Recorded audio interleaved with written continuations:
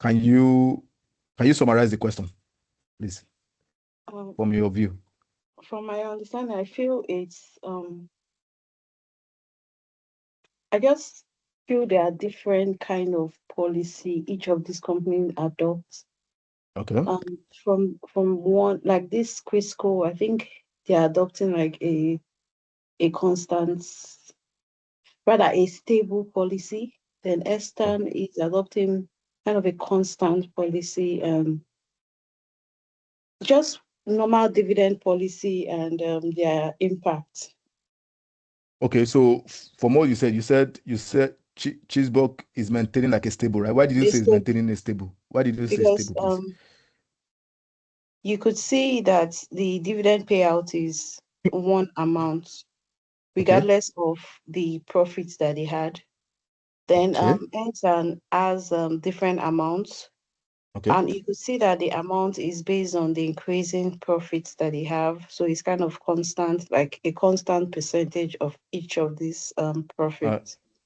okay. So then Also, for what about in pink?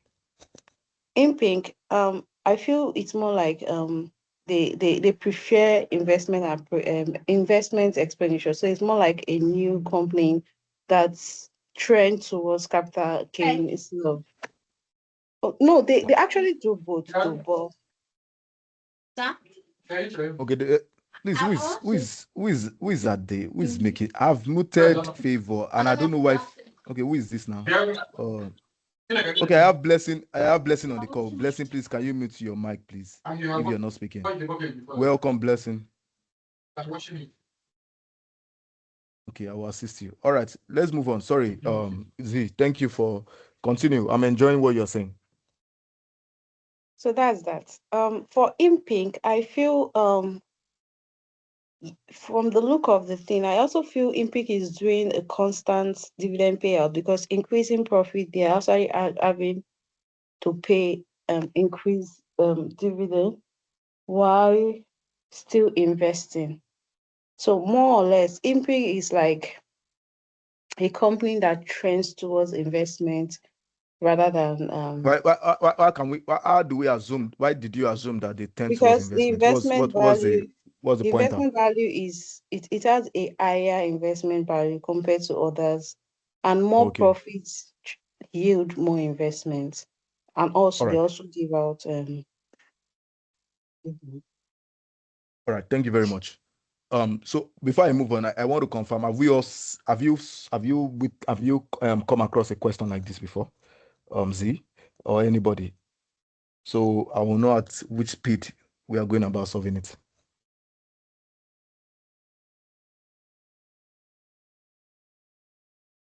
I asked the question.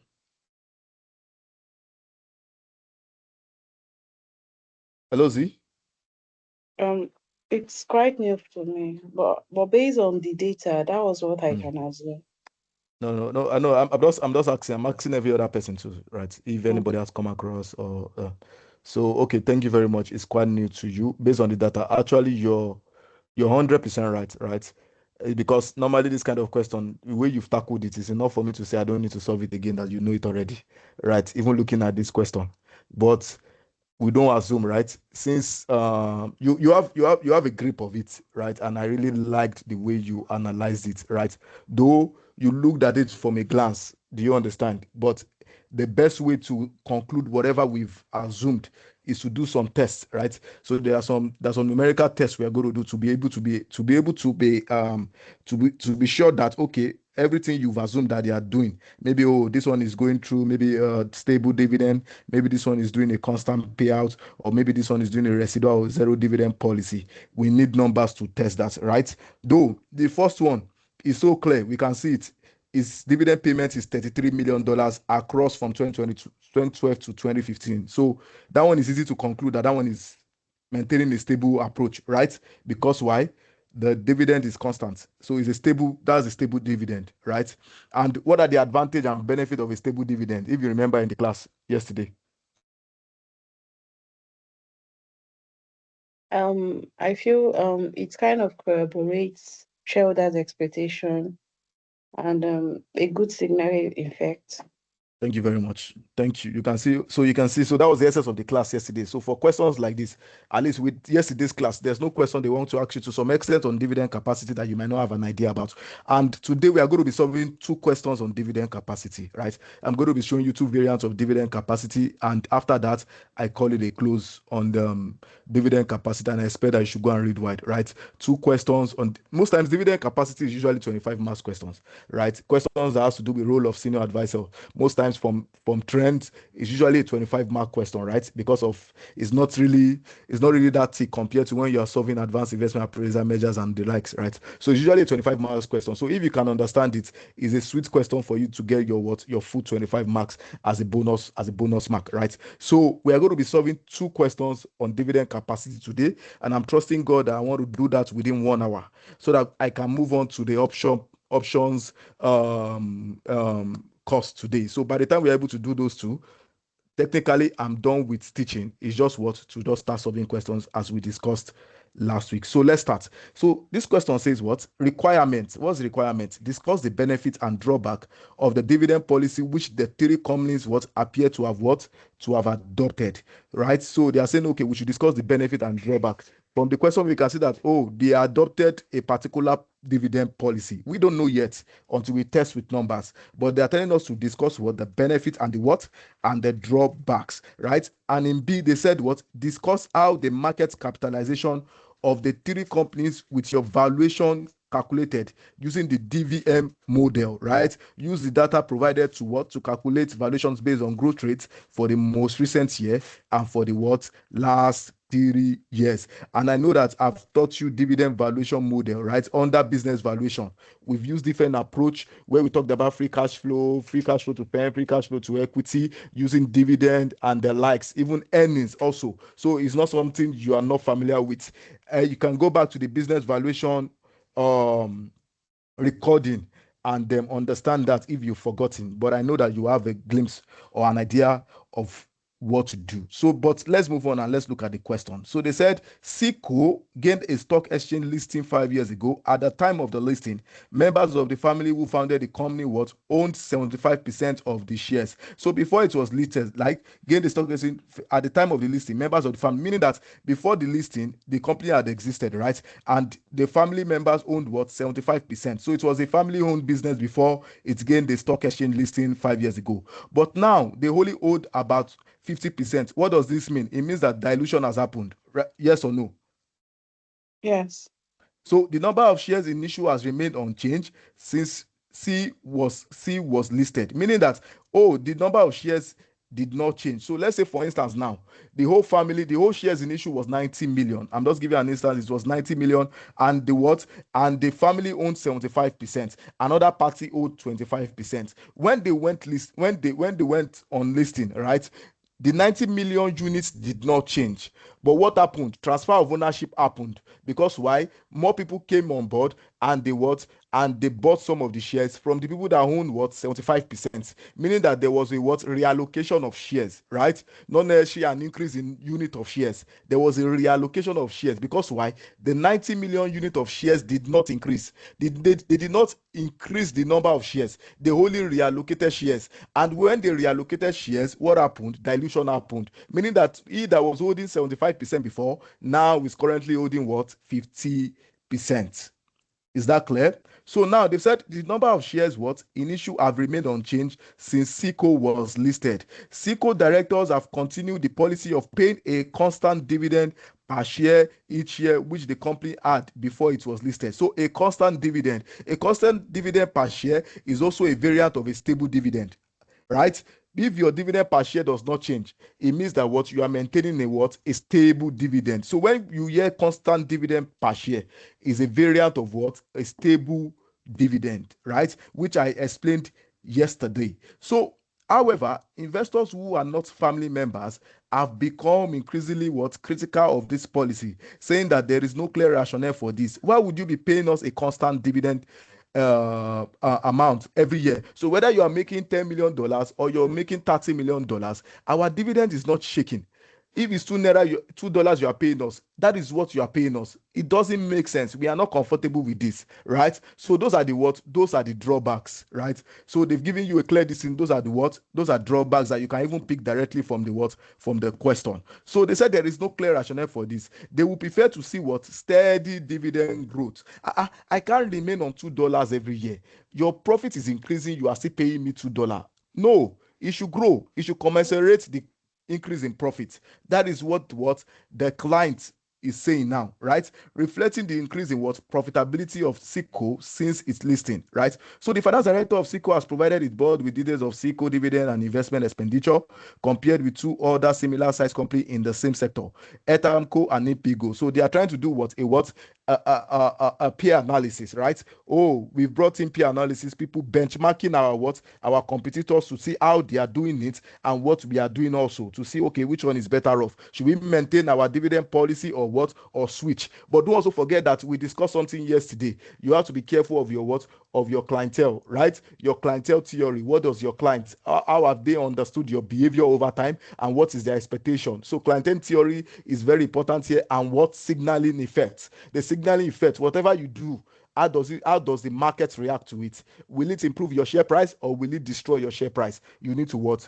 You need to put all that into consideration. What have I done now? I'm only giving you sense of when you are writing, you should know how you're going to write professionally, so that what, the examiner can know that no, this person is sound and what was trained by IoT Academy. Thank you. So we have the data here. We have Chitros, we have we have Impico, as you have seen, and we have what, the other financial information, which relates to cost of equity, market capitalization, and their increase in share price in last 12 months. And what SICO director has estimated the cost of equity of all the three companies. None of the three companies has taken out significant new debt finance since 2011. So we believe that what is mostly funded by what, by equity. So now they've told us to discuss the benefit and drawback of their dividend policy. But before we can do that, we need to even know what the dividend policy that they are currently adopting now. And now we move to B. So let's quickly do that one. Now you can see that they said up to 5 marks are available for the calculation, meaning that what they are expecting from me is not too much calculation in this question. So if you think that you are going to spend time on calculation, you can see that it's only 5 marks that they are allocating to calculation. So please, it's more of writing than it's more of discussion than calculation. So please note that. Thank you very much. I share my screen now. I move to my Excel. Confirm that you can see my Excel and confirm that I've splitted the screen and you can see both clearly. Yes, please. Okay, thank you very much. So can we get the notes for yesterday? 100%. Is this it that is talking about? Yes. Is it doing? Yes. Okay, sure. I'll provide the notes for yesterday. I will send it immediately when I'm done with the class. I told you to remind you. You didn't remind me, so it's now in the class. You're reminding me. It's all right. It's all right. Let's move on. But my question is, you all have access to the recording, right? Because I just want to confirm that you always have access to the recording, right? You have like your own personalized Teams, this thing where you have access to all this recording. Is that right? Z, is anybody there, please? Yes, we do. Okay, so thank you. All right, I just wanted to confirm that. But I will drop the material, right? I will drop it also for your own use. Okay, so what do we need to do for us to solve this? Like I said, we need to do some numerical computation to ensure that okay, we actually know what they're actually doing. So one of the two ways we can test, right? The two ways we can test is using a dividend payout ratio to confirm if actually to know which particular policy they're actually doing. Your dividend payout ratio would reveal that automatically, right? Because why? Dividend payout ratio is the dividend you pay divided by your profit. So with that, we'll know from percentages, we'll know whether you are maintaining a constant or a stable, as the case may be. But the one for that Chisco, that one is so clear because they've given us 33 million all round. So that one, you don't need any pastor or any prophet to tell you that is a stable dividend. So let's move on. So we use the dividend payout ratio approach. So one, dividend payout ratio. I have here Cheetos, right? Or Cheetos, what are they calling them? We have here Cheetos, we have here Eram, and we have here what? Iping, right? So we have these three, right? Now the question is, what's the formula for dividend payout ratio? Like I said earlier, is dividend divided by what? Dividend divided by your profits, right? After tax. That's how we calculate dividend payout ratio from our financial reporting ratios. Those are, I think that's investor ratio, right? Investor ratio, yes, is an example of an investor ratio. So we come here 2014, we come here 2015, and we divide. What is the dividend paid here? The dividend paid here is 33, right? 33 million, right? And the profit after tax for 2012 is what? 77. So we come here, we have it like this. The one for, let me just drag this once and for all. So the second one, was the second one? 33 divided by 80. The next one is what? 33 divided by 94. The next one is what? 33 divided by what? By 97. So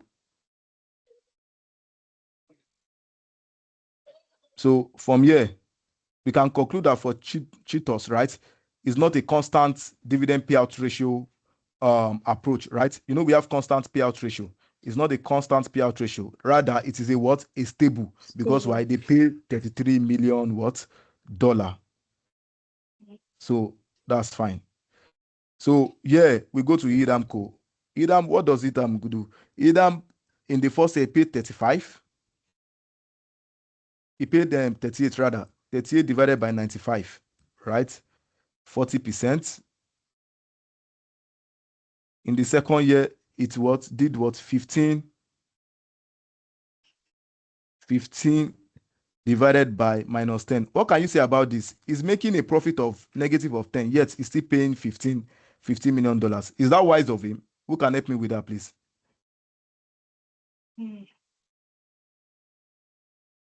At least that should pique our interest. That what's happening here? You made loss and you are still declaring profit. You are still declaring dividend. What can you say to that?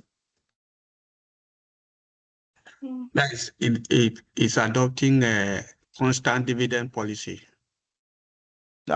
We don't know yet whether it's constant dividend policy. I only ask, the question is specific to, you know, that profit after interest. You can see 10 minus 10, negative of 10, right? And Yeah. you still end up declaring dividend. Normally, if you are making loss, are you still supposed to be declaring dividend? Normally, in a normal, sensible manner. I'm just No. asking. So that's what I wanted you to talk about.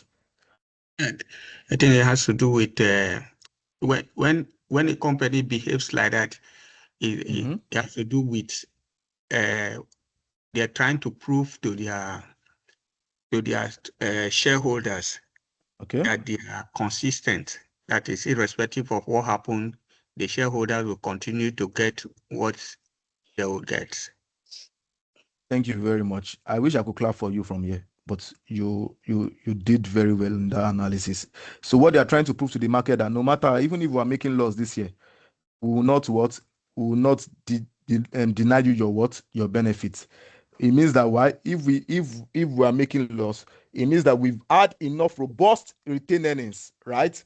That we've kept residual that we can pull out from that no matter what. Just know that we love you and we'll see what? We'll still continue to represent you properly. Is that clear? Yes. So that is it. So now you can see from Idamco now, I've done the profit divided by the what? The profit divided by, let me put this ratio here because some people may not know, is what? The dividend divided by what? Dividend divided by PAT. That's the formula. So nobody will come ask me, how did you do this? This is the formula. All right. So you can see Idamco. Idamco is what? Paying what? 40% for 3 years. So we can, is safe to conclude that they actually maintain a what? A constant what? A constant payout what? Approach. Right? A constant payout what? Ratio approach. Even though the dividend vary in numbers, the ratio is what? Is constant. 40%, except for the year they made a loss, which we can understand that, okay, maybe that's why it didn't follow the normal norm. But on the norm, all those ones that they made what profit, they maintained what 40%. Now let's move on to IPING. IPING zone is what? We have 37, we have 35 divided by 75, we have 17 divided by 88, we have 39 divided by 1118, we have 42. Apologies, please. So we have 42 divided by 132.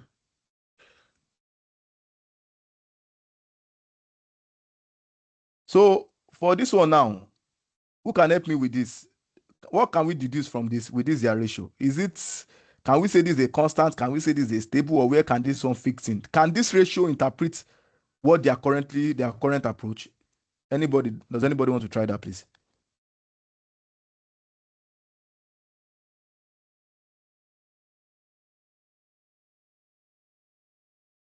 See, do you want to help with that?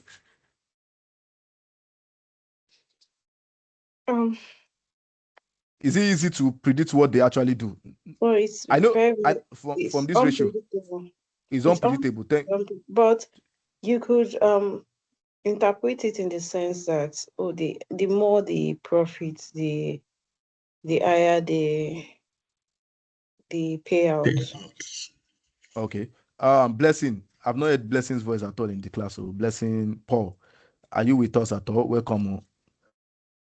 All right. So thank you very much. I like what you said. Yes, you can interpret it that way. But another test we can check again to confirm that, okay, maybe let's do another test and see, okay, what can we do apart from dividend payout ratio? Another way is to use the residual profit approach. Residual profit approach. And you agree with me that residual profit is what? Is your PAT after you've paid your PAT less your dividend, right? And less your what? Your net investments, right? Whatever is remaining, that is what you keep to retain earnings. Abi, if you know about residual profit, I have PAT. What do? I pay dividend. When I pay dividend, sometimes after dividend, I keep the remaining money as retained earnings. Or some company, what would they do? After they pay dividend, they will do some new projects, embark on some new investments, and whatever is now remaining, that is what goes to the what? To retain earnings. So that's why I said this is another approach to test, right? To see, okay, which approach is any of them following. So using the residual approach, what do? We have Chitros here, same year, 2012 to 2015, right? We bring it here, we come here. Residual approach shows that for Chitros, their PAT is 77 minus 33 minus 18, right? The dividend is 33. Can I say something? Okay. But the residual value policy, I feel they prioritize dividend they prioritize investment first before dividend. Yes, you're right. They do that. Okay, so let's switch. The goal is, you're right. Oh yeah, let's use that approach so that both of them will give us the net residual profit, right? Whichever way. But let's do that way. I think that's right. That you're right, and that's right. That's the right thing to do. So let's do 77 minus 18 minus what?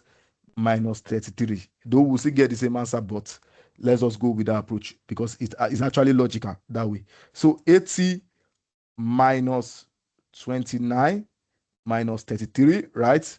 We have 94 minus 23 minus 33. We have 97 minus 21 minus 33, right? We have this. That's for Edam. Now we move to, that's for Chitros. Now we move to E. E is what? 95 minus 30 minus 38. This is what is giving us. This guy, we have minus 10 minus 15 minus 15. This is what this guy is giving us. We have this guy as what? 1110 minus 42 minus 44. And we have the last guy, 120 minus 29 minus 48. This is what this guy is giving us. We move to IPING. IPING is saying what? 75. Knows that all these things are $1,000,000. So you have to put it as your at the top. So 75 minus 37 minus 35, right? For this guy. 88 minus 64 minus 17. This is what we have. We have 1118 minus 75 minus 39. And we have 132 minus 84 minus 42. Now, from this residual approach, which one shows that which company can we say is using residual policy from everything? Which one can we conclude that is using residual policy? I think IPING should. IPING. Thank you very much. We can say that in IPING, the residual profit is very low, right? So it can be deduced that from this is spending a lot on investment using his retained earnings, right? Is spending a lot on investment using his retained earnings, and he just have very little, right, as his residual profit in his book. So IPING can we can conclude from this that IPING is the one using the residual policy approach. So residual policy. The residual policy. Because of this, you can see others, their residual profit is still is still very high compared to IPING that has 3748. Even with the fact that he made enough profit, look at their profit. He even made one of the highest profit. Look at his profit, 132, 118. Yet look at the residual, 33, 7, 4. Share you get. So it's easy to conclude that way that IPING is approach to policy to dividend is the residual approach. So we've been able to get all this now, right? The essence of this calculation is just to be sure and show the examiner that we know what we're doing, that we're not just assuming from sin's sake, that we can conclude that C is maintaining stable, E is maintaining constant payout ratio, and IPING is maintaining a residual policy approach. Now we go to solve the writing part of it. The stable we'll start with C first. Cheese trust, right? I don't know if I spelled it correctly, but that is it. Don't just put C because CICO, yeah. So CICO is stable, Abi. So if it's stable dividend. So now they are now telling us in the question. What did they tell us in the question? They said the benefit and the what? Drawback. The benefits and the drawback. So I leave it to you now. From the question, what's the benefit and what's the drawback? Is a discussion class. So Z help me with benefits, and my oga at the top, Echeng, you help me with the drawback. So Z, I leave the floor to you. What's the benefit of stable for CICO? For CICO, like I said, it actually corroborates expectation, shareholders' expectation, and it helps with a good signaling effect in the market. So the shareholders are not surprised, or this is what they expect. So they are not surprised with any outcomes that come because they are expecting a constant payout ratio. Thank you. And it can also help with their... No, they're not expecting a constant payout ratio. Okay, a constant dividend per share. Per share, yeah. Dividend per share is different from constant payout. It can even help with their tax planning too, because they know what they are getting. Z, I am very proud of you. I am very proud of you. I have no doubt that you are going to come with a prize on this course. I don't know why. I have a feeling because you've nailed it, you've killed it, and you've murdered it, right? You've made some points that is what the examiner wants to hear. And I always say it. See, you have to know what the examiner wants, right? What does my examiner want to hear? That should be your goal. It's not about blowing grammar. You can blow 6 pages grammar and one person will just write 3 sentences, and the person has hit the point. And my advice for you is that, I told you before, if you are writing a story, 4 sentences is okay. right? First sentence is okay, but it's the point immediately. Don't blow too much grammar. If you blow grammar, you're just wasting time. Like I said, like I always say, Z, it's only the smart ones that pass ACCA, not the brilliant ones sometimes. You have to be very smart in your ACCA approach. Now, and you've what I want to hear you said it. One, the signaling effect, right? Does it bring about a negative or positive signal? It brings about a positive signal because they can see consistency, they can see what stability, they can see what sustainability, they can plan with that. They know that okay, you are paying me 2 naira, you are paying me 2 naira consistently, regardless of whatever happens in the company. So what an investor can plan with that. They know that what dividend or what are sustainable, dividend or what are consistent, and what is sending what a positive signal to what to the market. That is what I just want to hear. And you've done that, and you now went further again. But me, if I was the examiner, I will give you +1 as extra mark. That what it can help them what with their tax what planning. Beautiful. The examiner will know that no, this girl is is she knows what she's doing. Sorry, I say girl, this person or this lady or this woman, as the case may be. Thank you very much. Yeah. So, my Oga, can you help me with the drawback, please? Yes, one of the drawbacks is that it affects their cash flow in terms of what to be reinvested. Okay, can you Because can you buttress that? yes, normally because they are made their shareholders uh, to be expectant of what they will receive every time, irrespective of whether they make profit or not. It affects their cash flow because sometimes they don't even have that money in terms of profits to pay out, and they still have to pay. So it Okay. affects what they are supposed to reinvest into the Okay. company or plow back. Thank you, thank you, thank you. Though at first, when you first started, I was confused with your approach, but because of your justification, right, I can say yes, you are on point. You are on point. So sometimes when we make a point, you have to justify it well, right? When you said it will affect their cash flow, I wanted to say in my head, I'm like, nah, it can't affect their cash flow because why?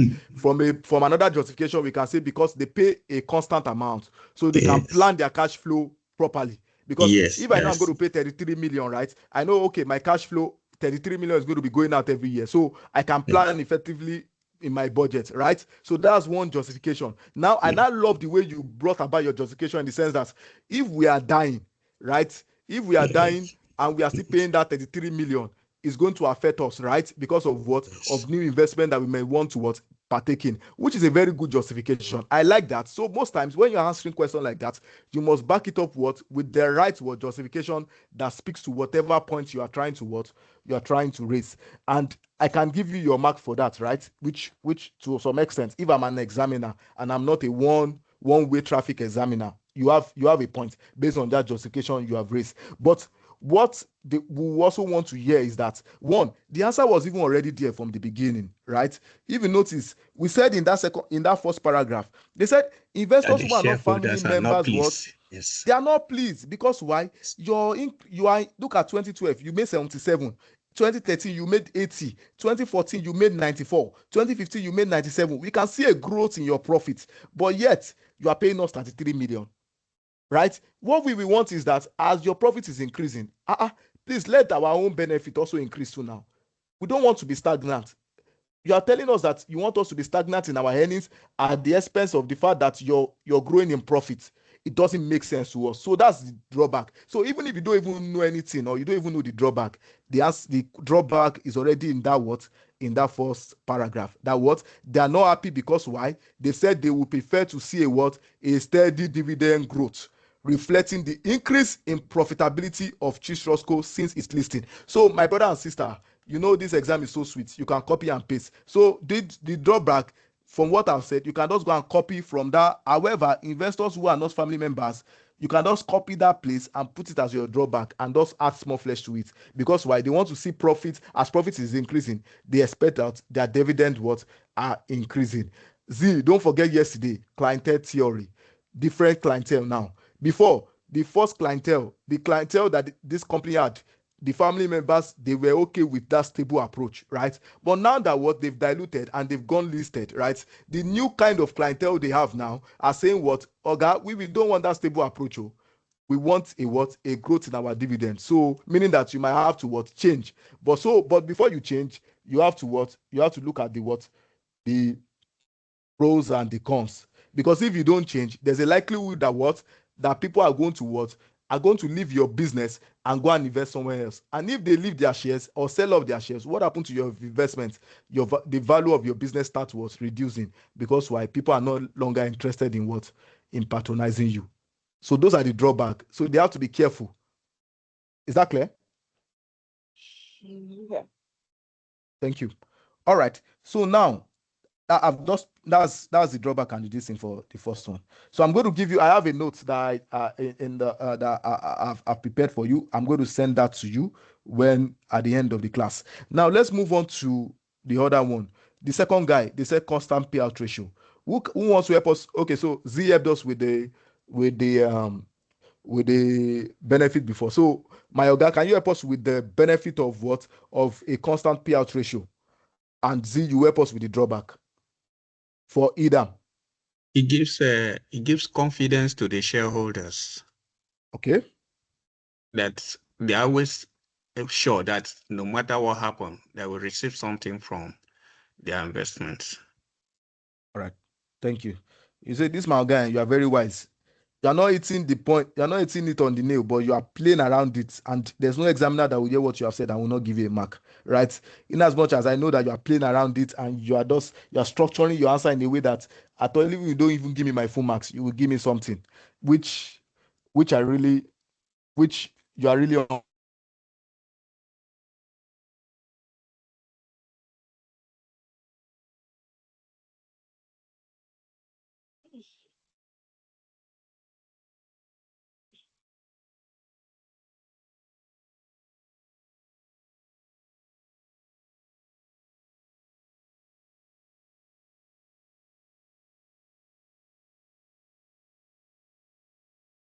I'm sorry, please. Can we hear me?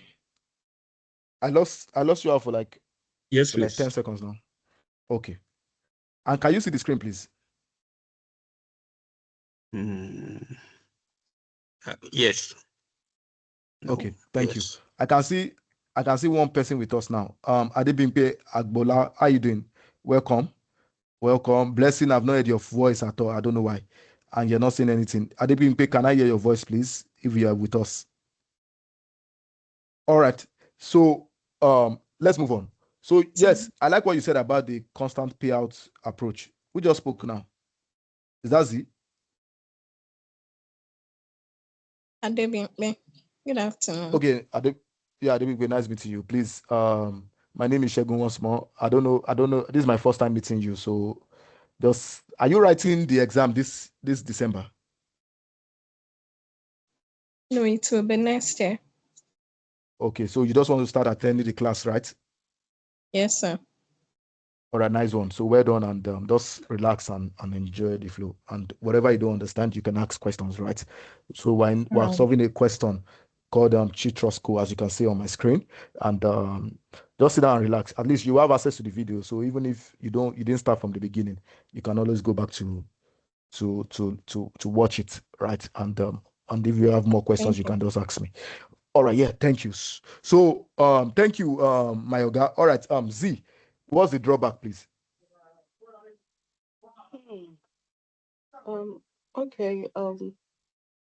With regards the same clientele theory that you stated, I believe this Mhm. company will have difficulty changing the policy, even though they are experiencing loss, and it will Okay, obviously affect kind of the operations of the company. And the clientele have expectation that increased profit yields increased dividends. So a deviation could cause a reactions to thank you, their investments too. So thank you. management may want to do everything to maintain such at the expense of their kind of a cost. They'll be suffering while trying to please the shareholder. So it's kind of a drawback. All right, Thank you. Thank you very much. All right. So let me just flesh it up as you guys have rightly said. Yes, you've rightly said. So for the benefits, what I can say about the benefits from my own side is that one, we can see that what is going to what they are going to be what satisfying a particular clientele group that owes that as profit is increasing, dividend is increasing. That is what on a norm, that is what everybody wants, right? I want if I'm an investor, I want to see that okay, as your profit is increasing, my dividend is also what is also growing.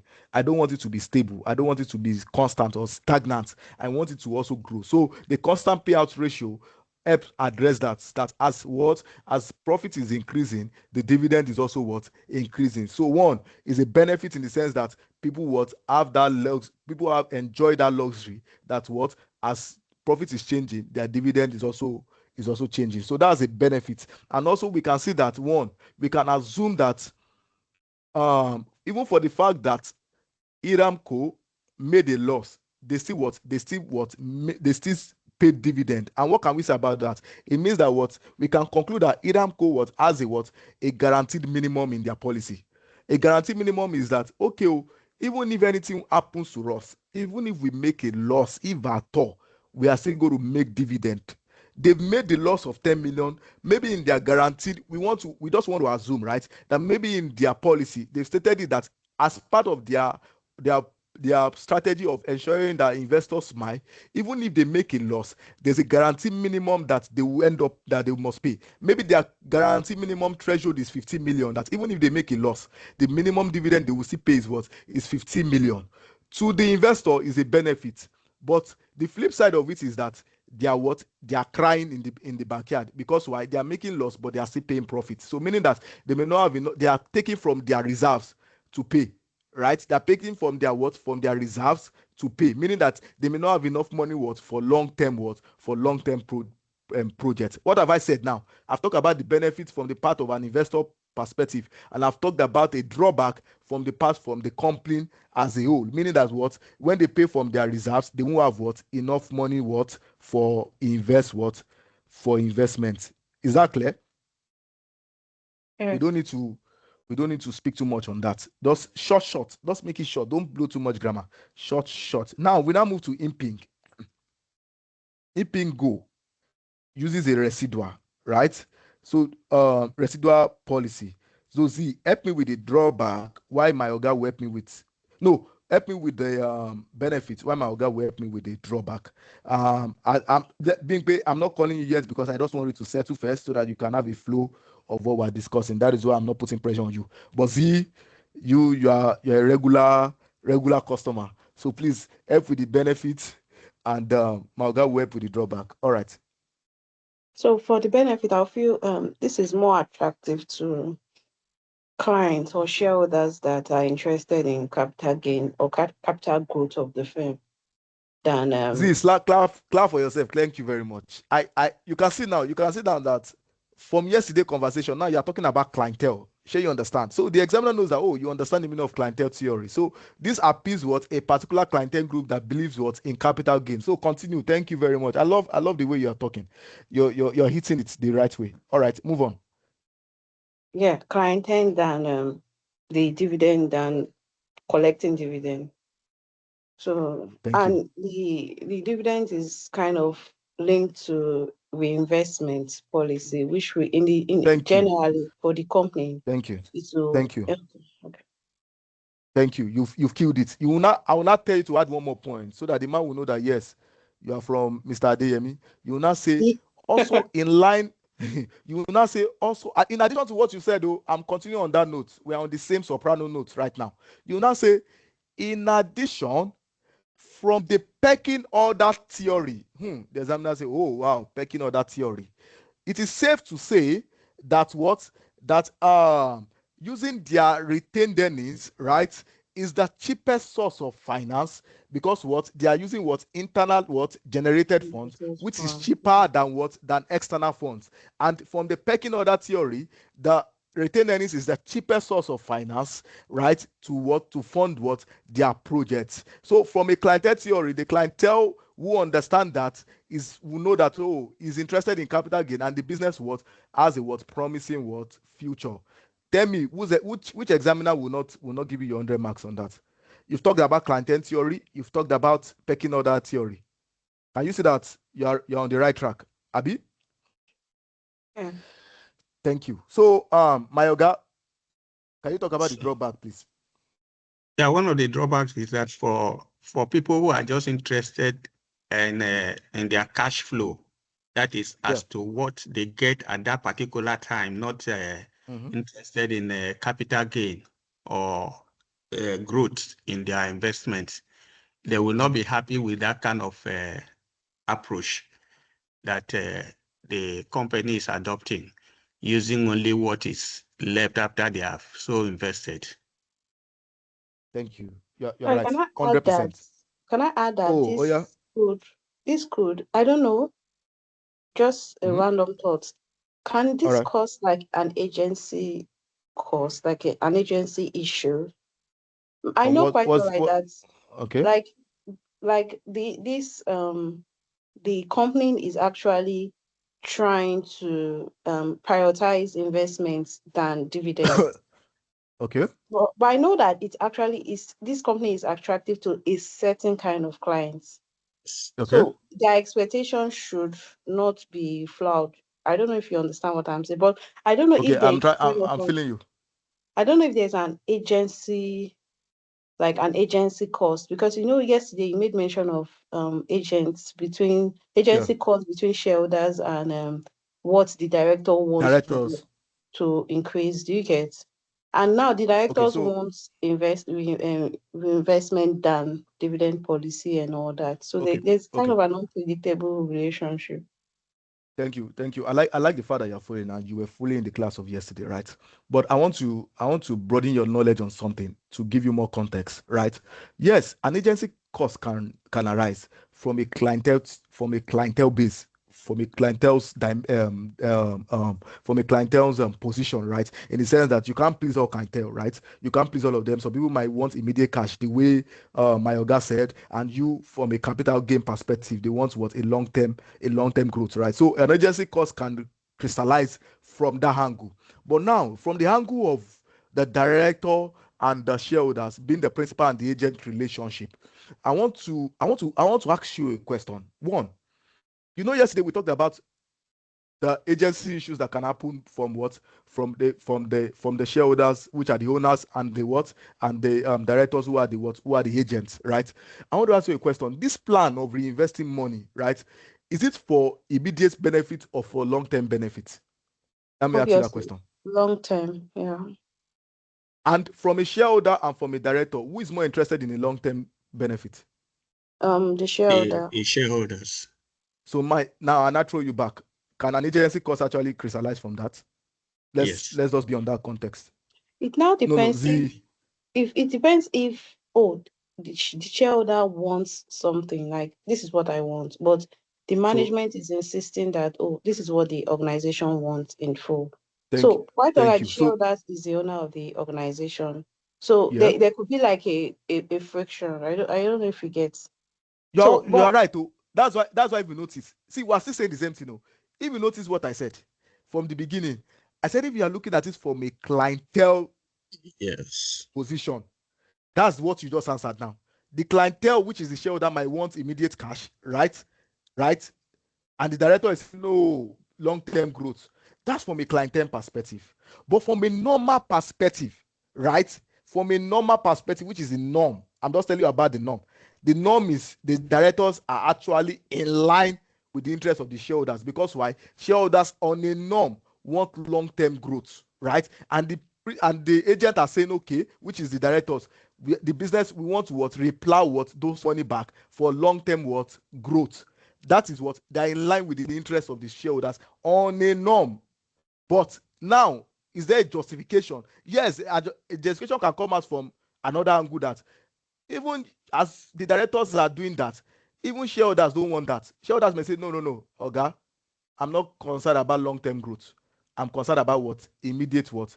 And most times, people that are usually concerned about immediate growth, a client, a shareholder that is usually wanting an immediate sharp money within 1 year or short-term benefit. Most of them are called minority shareholders. That is beyond the scope of your study. There's something we call majority shareholders and minority shareholders. Minority shareholdings are those that will buy 1%, 2%, 3%, because they know that, like me and you now, most times we fall into that category. I'm just buying so that sharp, sharp I can sell. No. Okay, sorry. You're a big woman now, so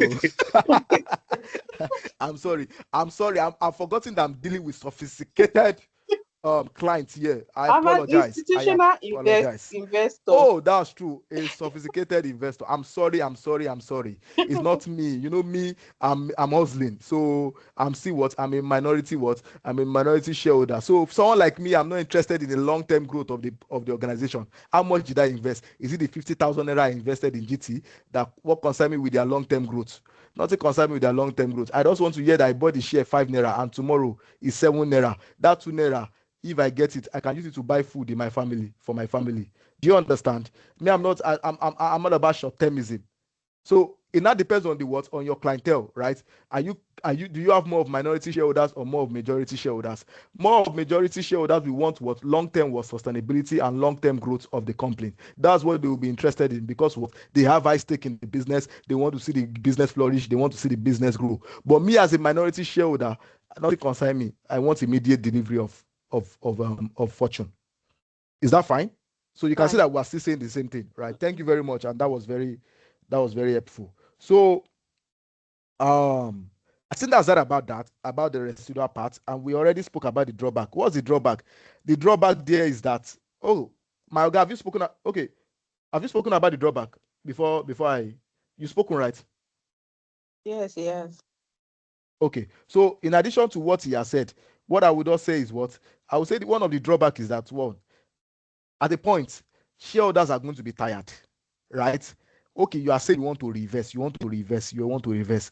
When do we now start enjoying you?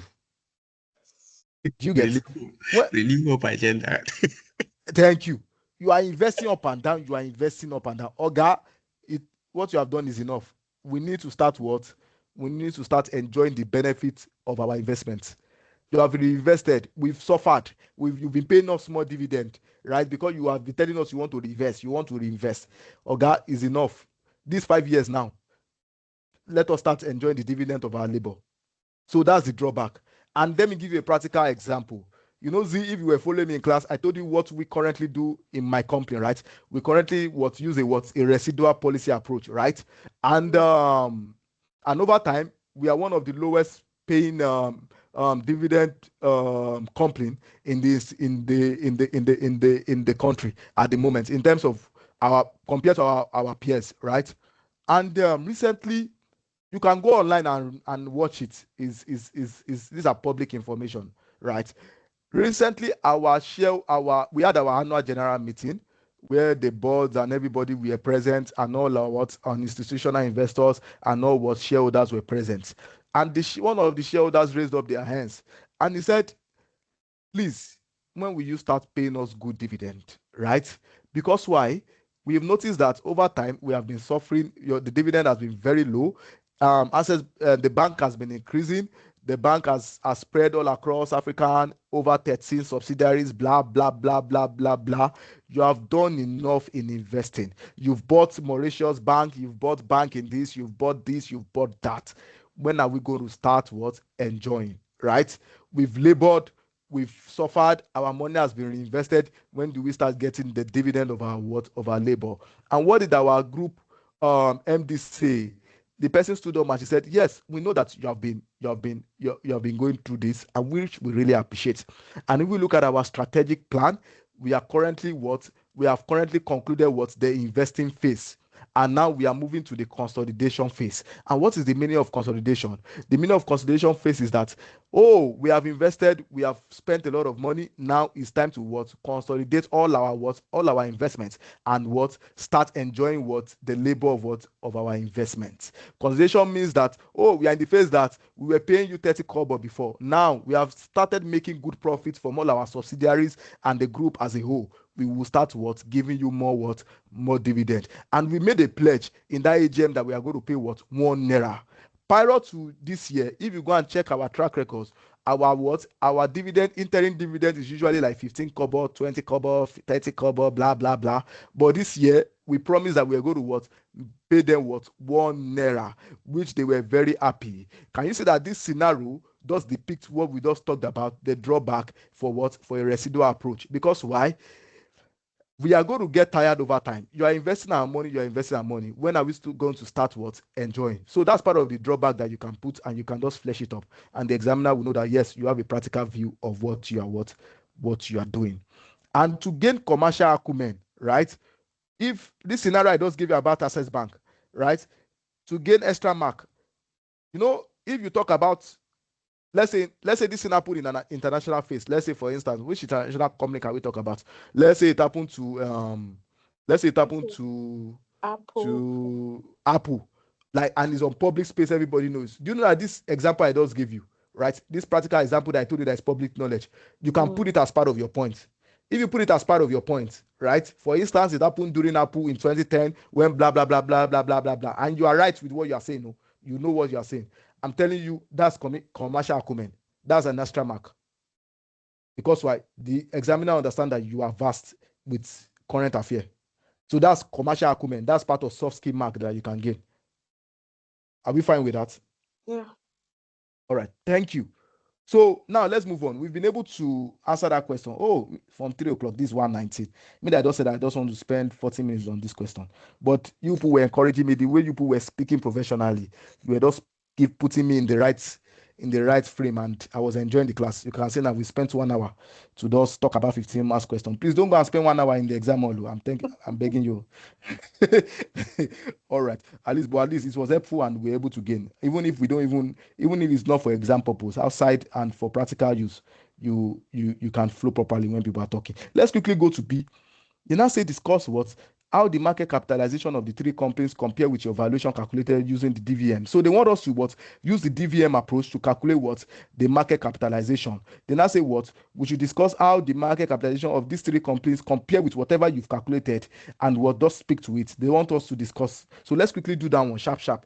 Number 2, market capitalization. I will not be talking too much here because I have a target. So market capitalization, right?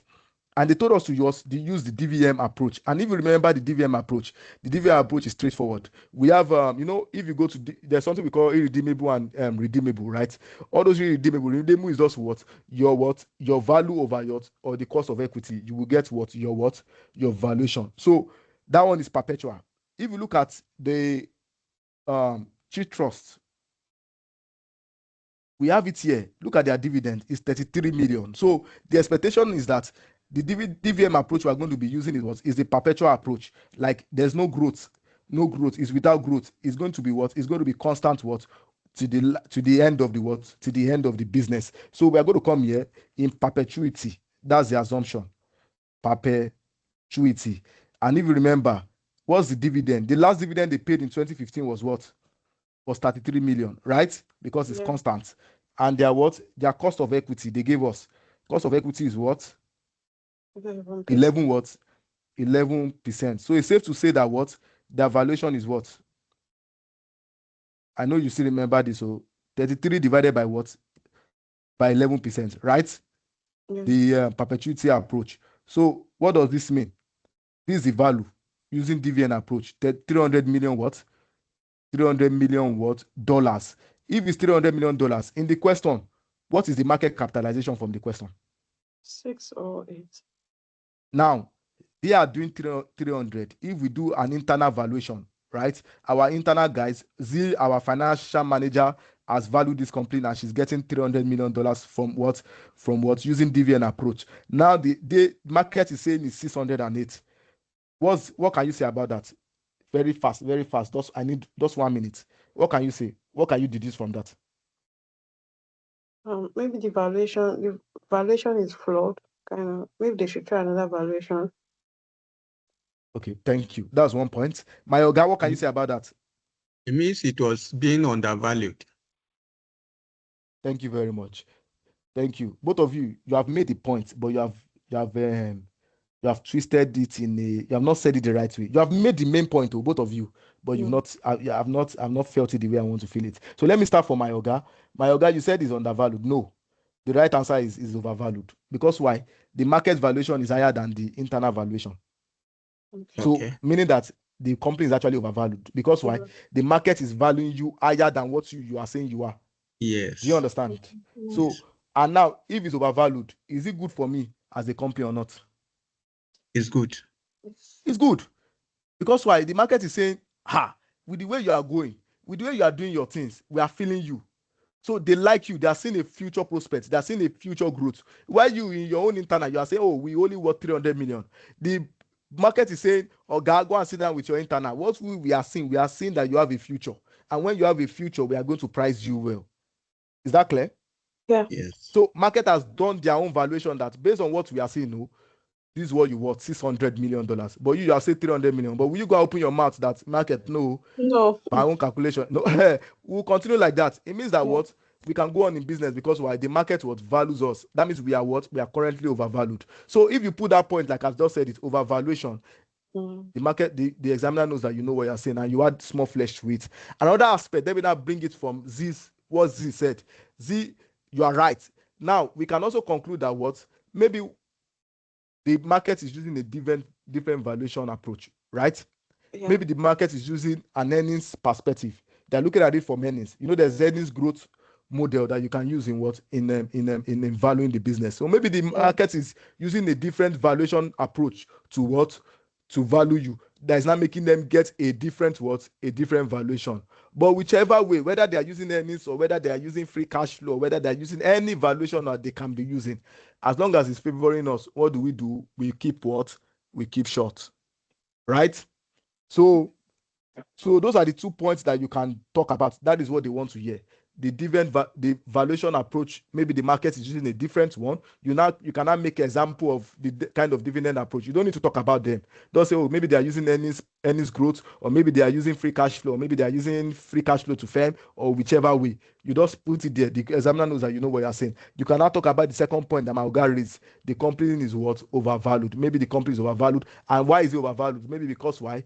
The investors are seeing what prospect in the business, and that is why what they are valuing it the way they are valuing it.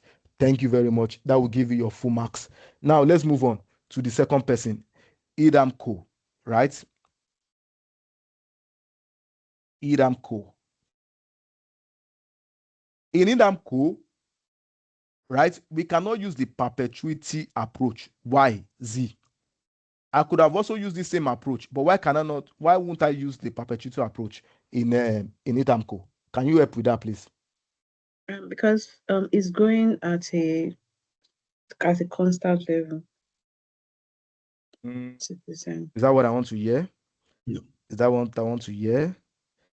Because they are not paying the same ratio all through. Both of you are almost there, but you are mixing it for each other. That's why I'm not happy. Now let me pick from what you said. You said they are not paying the same ratio. No, they are paying the same ratio, but they're not paying the same dividend amount. That's what I want to hear. Okay. So their dividend is not stable. It's not the same. So it means that look at in year 2012, 38, year 2015, 48, year 2014, 44. So we cannot use perpetuity because it's not constant across, right? Though the payout ratio is the same because we proved that it's 40%, right? But the amount are not the same. So what do? We apply what? The dividend growth model approach, right? Where we'll get what? We'll use growth rate to calculate it the way we normally use to calculate terminal value. You remember Z, terminal value, right? So what do? What we need to do was to calculate what? The growth. And for first of all, what do we first get? We get the current dividend. What is the latest dividend they paid? The latest dividend is 48. We bring that one here. We can do two things. We can use 1 year growth because they told us in the question, if you go down, they said use the data provided to calculate valuation based on growth rate for the most recent year and the last 3 years. So we're going to use most recent year growth and last 3 year growth. So how do we do that? Let's first do the 1 year growth first. 1 year growth.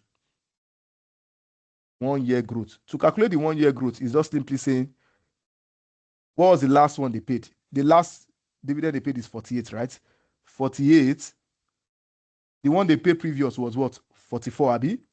So if it's 44, I can equally say 48 divided by 44 minus 1. This is the growth. Is that clear? And you can go through your whole approach. You know, some of you are used to this type. 48 minus 44 divided by 44, the last dividend they paid, right? Some of us are used to this method. And you will get this. Can you see that they are the same? So whichever method you are using, you will get the same answer. But this is just the faster approach.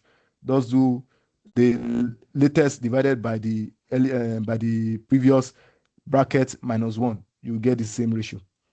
So let's move on. So this is 1 year. Now, if this is 1 year, they told us the cost of equity is what? Cost of equity is what? What's the cost of equity? So someone please help me with that. 14. So if it's 14, then what do? We use that terminal value approach by what? 48 multiplied by 1 plus the growth rate divided by what? Cost of equity minus what? Minus the growth rate, right? Yeah. So what do we have? We have this. So this is the value. This is the value for IDAMCO using 1 year growth. Or they now say we can do 3 year growth. Abi? They say we can do 3 year growth. How do we do 3 year growth? We can use the compounded annual growth rate formula to get what? The growth for 3 years, right? Across 3 years. And how do we do compounded annual growth rate? Just follow me. This is the formula. Brackets. What's the latest? The latest is 48, Abi. The last they paid. Yes. What's the earliest? The earliest is what? 38. Yeah. That's the first one in 2000. No, it's 38. Yeah. In 2012. So 38, right? We bracket. What do we now do? We raise it, Yes, to the power of 1 right? minus Of 3. yes, 1 divided by 3 because it's 3 years. 13, 14, 15. So it's 3 years. And we what? We minus what? We minus 1. Yes. So what do we get? We get this, which is 8 what percent. So this is what? Growth over 3 what?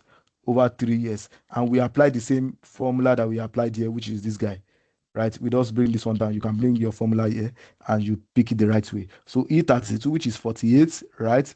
Multiplied by what? Multiplied by 8% and what? 14%. 14% minus what? The what? Minus the 8%. What have I done here? I don't even know what I'm doing here, Seth. What's this? Let me just pick it because everything is looking like the same thing for me. So my growth rate is what? My growth rate is 35. Okay, that's fine. I'm supposed to cost of equity. So the cost of equity is 14% minus what? Minus my growth rate, 35. So what do I have? I have 879. So using a 3-year compounded annual growth rate, we have 879. Using a 1 year, 1 year approach, 1 year, this 1 year, this 3 years, as the question has told us to do, we have what? 879. Now, look at the market capitalization. The market capitalization is 1042. Abi from what the market perceives it. If it's 1042, you can see that it's closer to the 1 year of 1066, right? So you can see that the market is predicting the way the company is also predicting it, right? Yeah. So what can we say? From here we can deduce that the market already understand the behavior of the business and the shareholders have an optimistic view of the ability of the company to sustain its profit growth currently, because why? They can predict, so they can understand that the business is sustainable, so they can understand the business, and that's why they're able to predict correctly, because why? Their own valuation is not different from the company's valuation. So that is that. So now, what's the next one?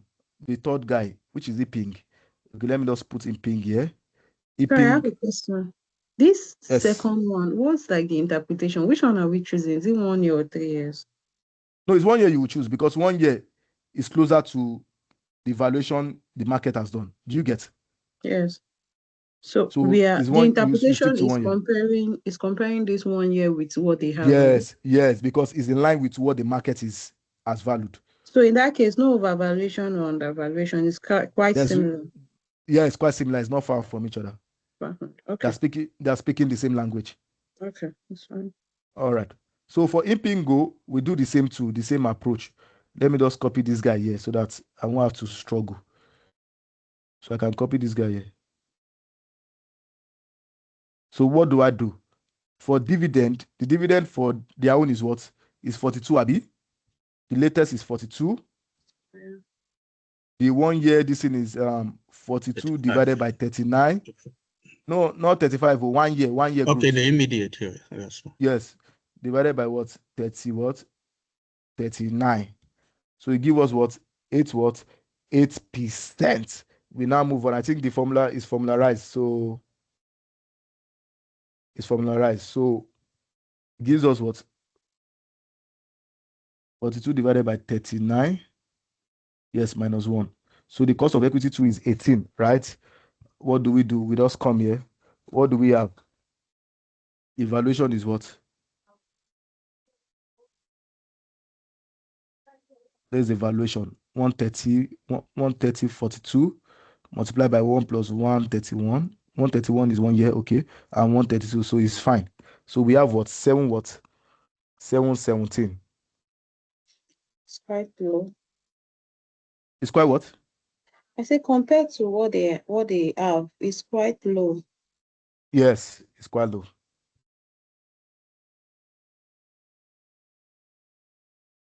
Yes, it's quite low.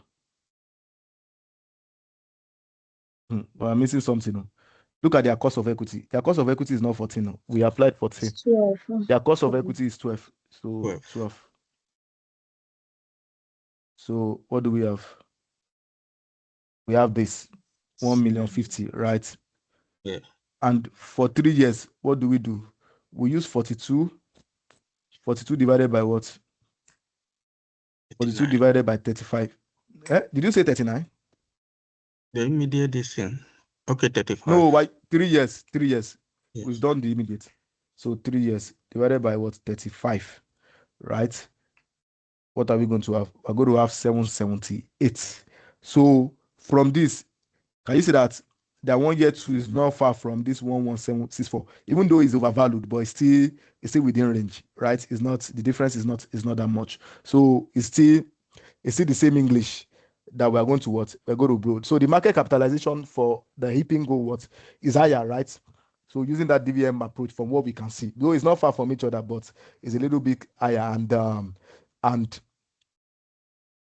you just talk around that. It's not, there's no, the market can predict them. The market can project what they will do in the future. So that is that about that. I think let's call that a, any question before we stop on this question. No question. So thank you very much. So I will share the answer and whatever we've done here for your further practice. Like I said, most times the dividend this is usually a 25 marks question. So it's 25 marks question, and so you might not need to stress yourself too much, but just have an idea so that when you're faced with question like this, you know how to tackle it. So I said I was going to solve 2 questions on dividend valuation today. So let's quickly go to the second variant. And by the time I'm done with that variant, I want to believe that I don't think there's any dividend question that you may not tackle. Yes, I stand to say that at least, even if you don't know it 100%, with what we've done, you'll be able to take it. I'm trying to send the second question to the group so that we can quickly jump on that. Or do we want like a 5 minutes break? Yes, please. Or a 5 minutes break, right? Malga, would you prefer a 5 minutes break? There is no problem, sir.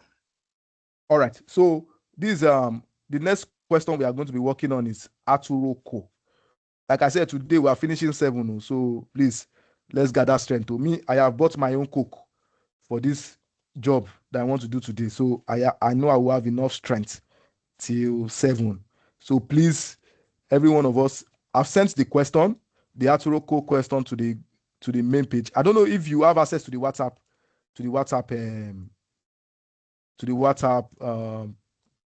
page, Mr. Echeng and Madebimbe. I don't know if you have been added to the AFM group. on the WhatsApp because I've sent the question, but I will display it now on screen, and in 5 minutes we'll assemble again to solve the question.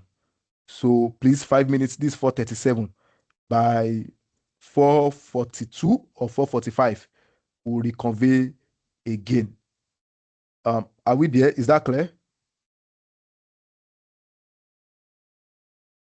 So this is the question I'm displaying on the page now.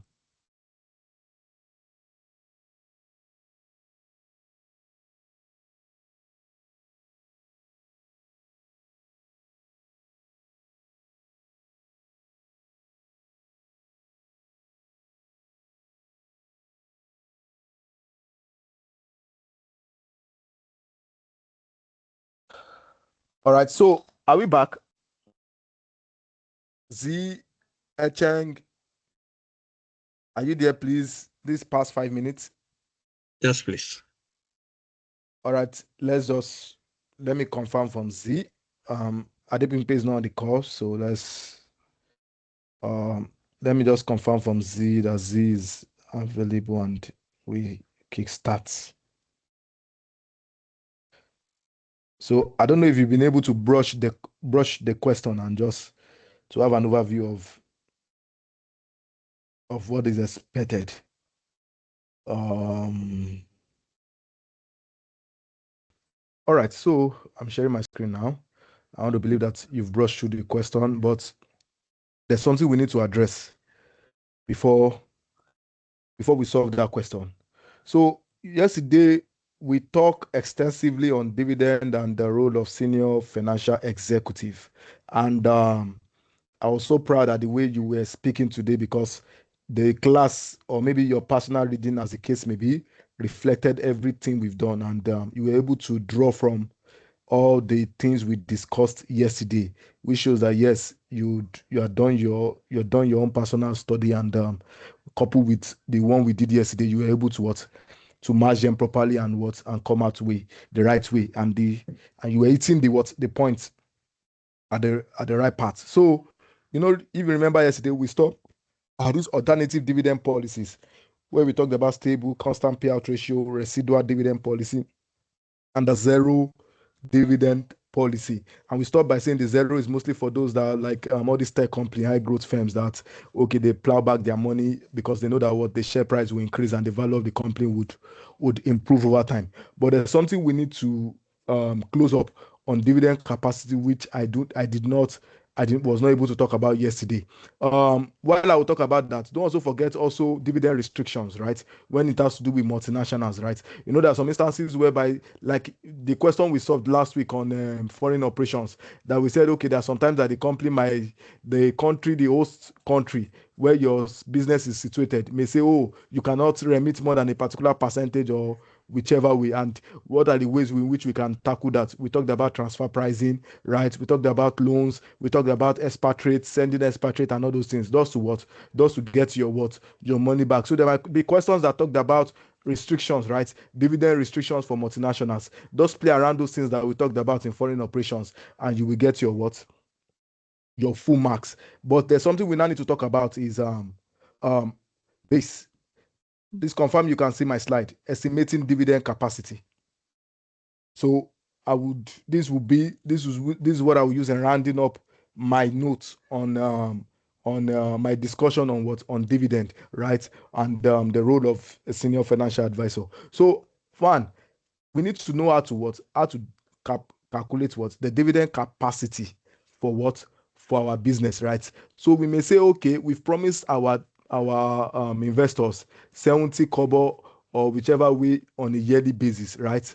But for us to achieve that, we must be able to make profit, right? And from every of our other streams of income, from whether our subsidiaries or whether our businesses, we must be able to bring in those money so that we'll be able to pay our investors their returns, which is the dividend. So we have two variants or two ways in which we can estimate dividend capacity. And the first one is using cash flow data. And how do we use cash flow data is what using what the free cash flow to equity, right? And I know that you are not new to free cash flow to equity. And free cash flow to equity is just what your operating cash flow less your interest, less your tax. You add back depreciation because why is a non-cash item. Also, you deduct what capital expenditure, like we always have it in normal free cash flow. And what if it's new finance that you raised? What do? You also subtract that because what is and what is an outflow, right? So and you whatever you have, when you get your free cash flow, which is like we have it here, free cash flow to equity reinvestment, you have your operating cash flow, like I said, less interest, because interest you are going to pay what bondholders or the bank that you borrowed from, you're going to pay their interest, you're going to pay tax to the government, and also when you get that, that's your free cash flow pre-reinvestment. You now get your what? Your net reinvestment. And what is your net reinvestment? Your net reinvestment is your asset, which is your capital expenditure minus your new finance. Why are you minusing your new finance? The only reason is because one, asset, which is capital expenditure, is a cash outflow. New finance that you raise is an inflow, right? So everything about free cash flow is what? Cash flow. Whether money go out, whether money come in. New finance raise, when we go to the bond market to raise bond, what do? We get money. So money is coming in and we use it to what? To pay for our expenditure. So that's why you are lessing what? Your new finance from your what? From your capital expenditure, because why? The capital expenditure is an outflow and the finance is an inflow, right? So when you get that net is what we call net reinvestment. So for you to now get your free cash flow post reinvestment, you add what? Your free cash flow pre-reinvestment, which is your operating cash flow minus your interest minus tax, net what? The net reinvestment. When you minus that, you have your what? Your dividend capacity. Any question before I move on? Maybe if you solve, because this one is new to me. Well, it may be new to you, but just look at it from the angle of free cash flow. The normal way we do free cash flow, right? When we're doing valuation, that's So the way you should look at it. Okay, I'm with you. new finance, regardless of either debt or equity, it should be deducted. Yes, new finance, whether debt or equity, it should be deducted. So first of all, we calculate pre-investment free cash flow to equity. Then we calculate post-investment free cash flow to equity. Your free cash flow post reinvestment is just that first one, which is free cash flow to equity pre-investment minus the second one, which is net reinvestment. You can do them on the same line. When we solve a question, you don't worry, don't rack your head too much. When we solve a question, you get the flow. Just please hold on. Please Okay. just let me write this. All right. So dividend capacity is now free cash flow minus net reinvestment. Thank you. Yes. That expenditure less. Okay. Can I move on? The capital expenditure is a new investment, I mean. Yes, now your capital expenditure is your new investment. When you invest. You continue, sir. All right. So this is the second one. The second one is what? Using the net income approach, right? So sometimes your cash flow may not be available, right? It might not be directly available. So you're expected to what? You're expected to what? Use this net income approach. And what's this net income approach? You just what? Get your net income, right? Get your net income and you make these deductions. You minus your asset expenditure less depreciation, right? You do what? You minus change in non-cash working capital. You add net debt issued minus debt repayment. And you get what? Your free cash flow post reinvestment. In question, how will you differentiate which one to use? Depending on the information available.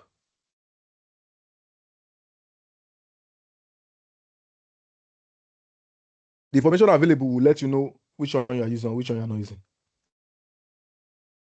Less. Is the information available? You are lessing the asset expenditure, you are lessing depreciation, you are lessing changes. Sorry. If you look at this depreciation, right? This depreciation is just like you're adding it back.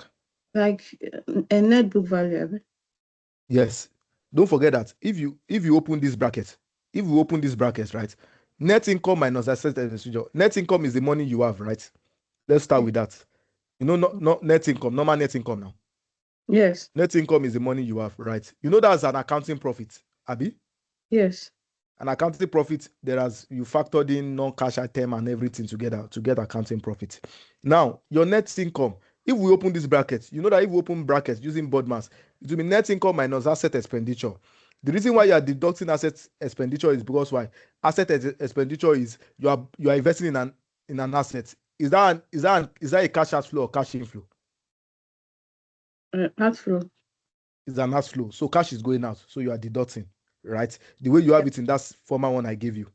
Now, depreciation, if you open this bracket, you will notice that minus asset expenditure, minus times minus will give you plus depreciation. Abi? If you are doing mathematics, that plus depreciation means that you are adding back depreciation because why? Is a non-cash item. Do you understand? Okay. Now, you now do minus, okay, I'm with you. You can continue. You now do minus change in non-cash working capital, right? So all those change in non-cash items, you add it back. It's just like you are minusing again. So you bring it back. You bring it back in. Change in non-cash working capital. If there's a question that speaks to that, I'll work on that one, right? And you know what? You now do plus net debt issue. Now, I told you, when we go to the bond market to raise bond, new debt that is issued, is it an inflow or an outflow to the company? Inflow. Thank you. It's an inflow because when we raise bond in the market, we're bringing money so that it's like borrowing money. You borrow money when you go to the bank, you borrow money. So money comes in, that's an inflow to you, right? That you want to use for the project you want to embark on, which is an outflow. That one is an outflow. So that's why you are seeing us, you are adding the net debt, the new debt that is issued because it's an inflow to you, and you are subtracting debt repayment. So when you pay those debts, when you pay them back, an outflow happens. So when you do all those movements, you arrive at what? Your free cash flow to equity post what? Post reinvestment. As you have it what? As you have it here. Okay. So as I said, depending on the information that is provided, that's what will make you know which approach you are using. So let's now move on to that question. So with this foundational knowledge, we should be able to tackle that question that we have before us. So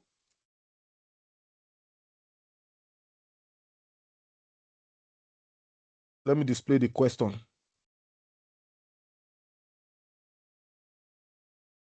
I think it's still only you that is on the call at the moment. I can't seem to see.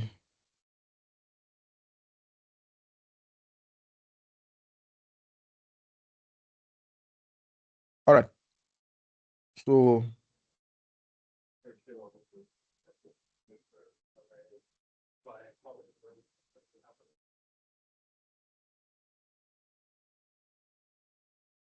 I don't know why it doesn't want to split up.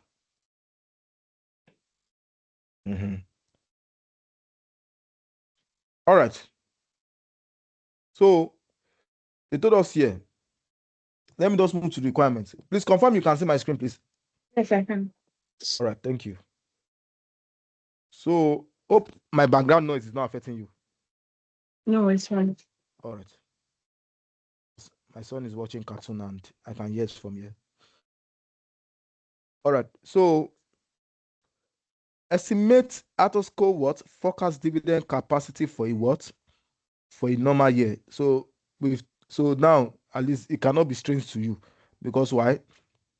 Mr. Adeyemi just explained dividend capacity from two perspectives, the cash flow data and what? The net income. So at least we can rough it a little bit. Two, it has said estimate the level of dividend required from Bowen Scott Co.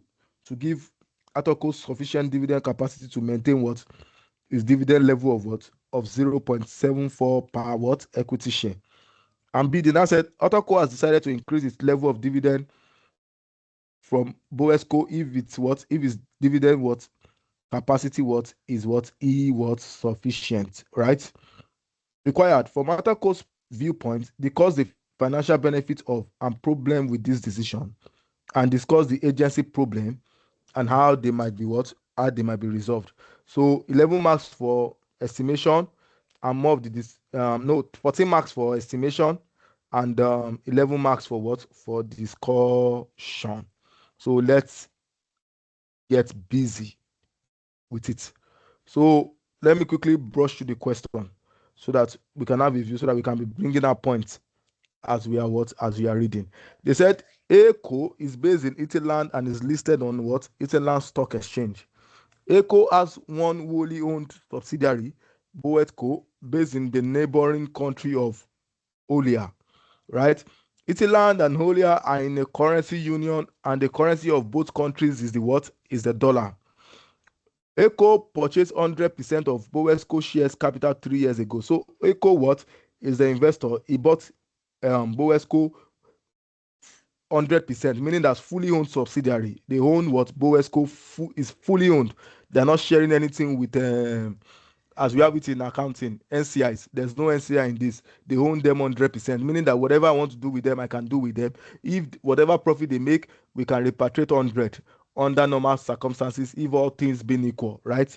That's the meaning. But yeah, we now have it that ACO what has the power under the acquisition to determine the level of dividend paid by Boesco. So that's what I said now. I can decide to what? Take 100% of whatever profit they make, because what? I own them what? 100%. But however, ACO's board decided to let Boesco management team have some discretion when making investment decisions. ACO board decided that it should what? Receive dividend of what? 60% of B post-tax profit, and allowed BCO to what? To use its remaining retained earnings to fund investment decisions. So you can see here, ACO is saying, okay, though we can take 100%, but is that the wise thing to do? No. At least we'll remain 40 for you, so that you can use it what? To reinvest into what? Profitable projects, so that you can what? Increase the value of the what? Of the company, right? So that's the meaning of this statement. So a bonus linked to Boesco after tax profit is significant elements of Boesco's manager's remuneration. Can you see? That's part of what we talked about. Bonus linked, right? Bonus link. So these are performance bonuses that they are giving them to what? To grow the business. And what is the drawback of this kind of style, based on our conversation yesterday?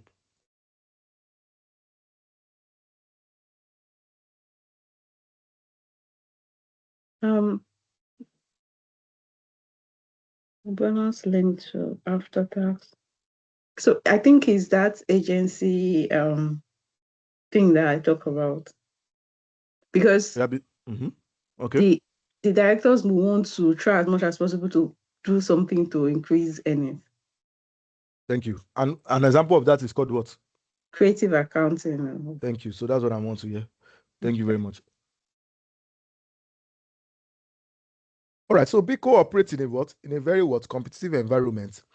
Recently, a senior member of his management team has left to join a competitor. Can you see a risk?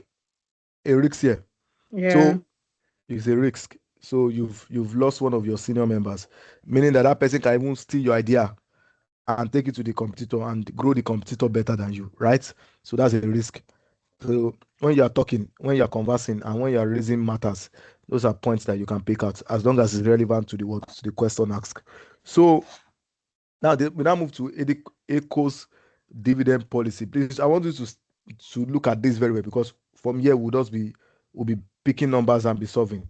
So please just stay attentive and flow with me, please, so that we can move here fast. So until 3 months ago, right, ACO has 90 million what? $2 equity shares in issue and 135 million 8% bond. From here,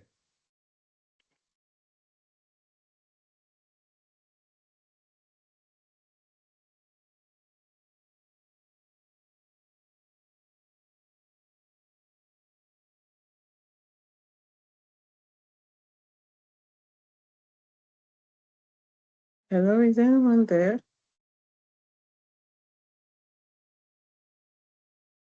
Hello?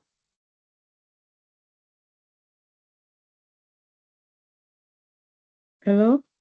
hello Z. Are you okay? Apologies, it's MTN. No? It's Nigerian network. Oh. At least we can say that today is even better, Abby. I'm surprised. Today is better. Yesterday was perfect.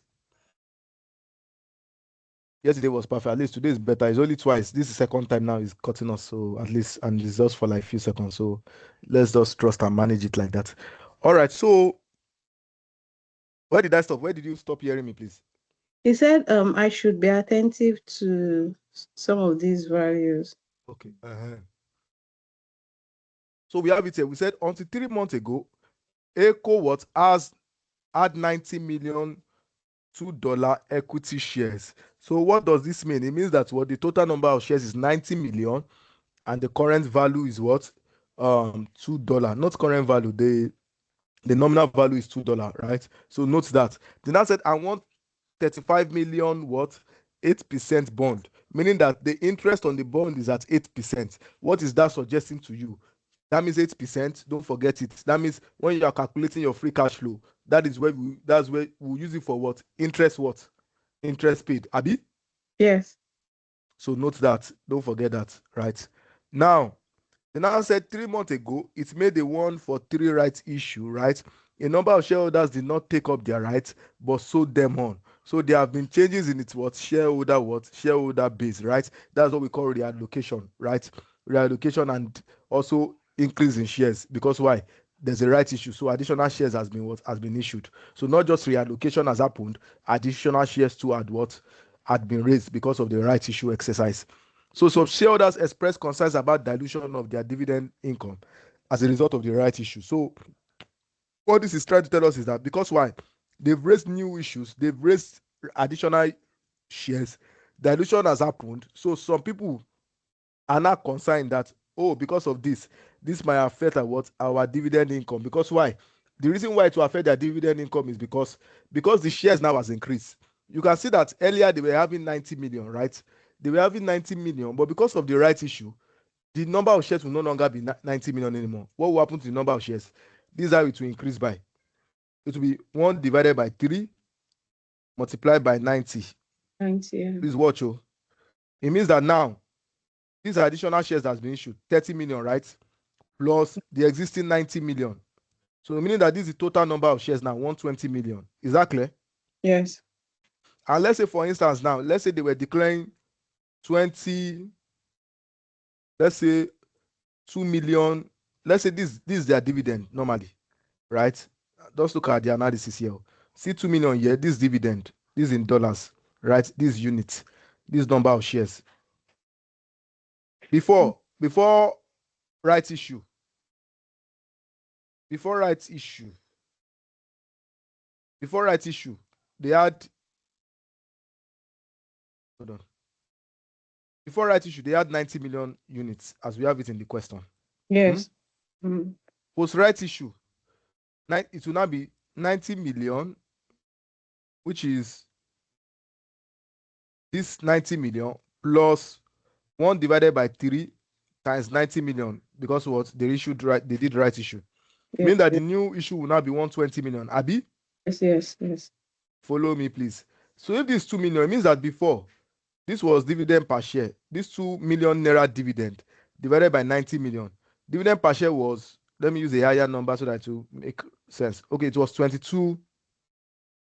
It was $22, right? This is in dollar. 22 cents. Let's say, what did you say? Sorry, 22 cents.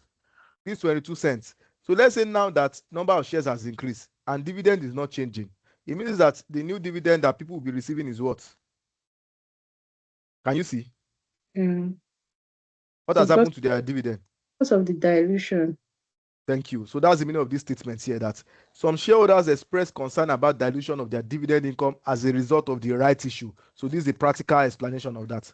There's been a dilution, meaning that their dividend would reduce. So therefore, ACO board felt it had to promise for the foreseeable future at least to maintain the dividend of 0.74 per equity shares, which it paid for the 2 years before the right issue. What it's trying to say is that what an instance is this.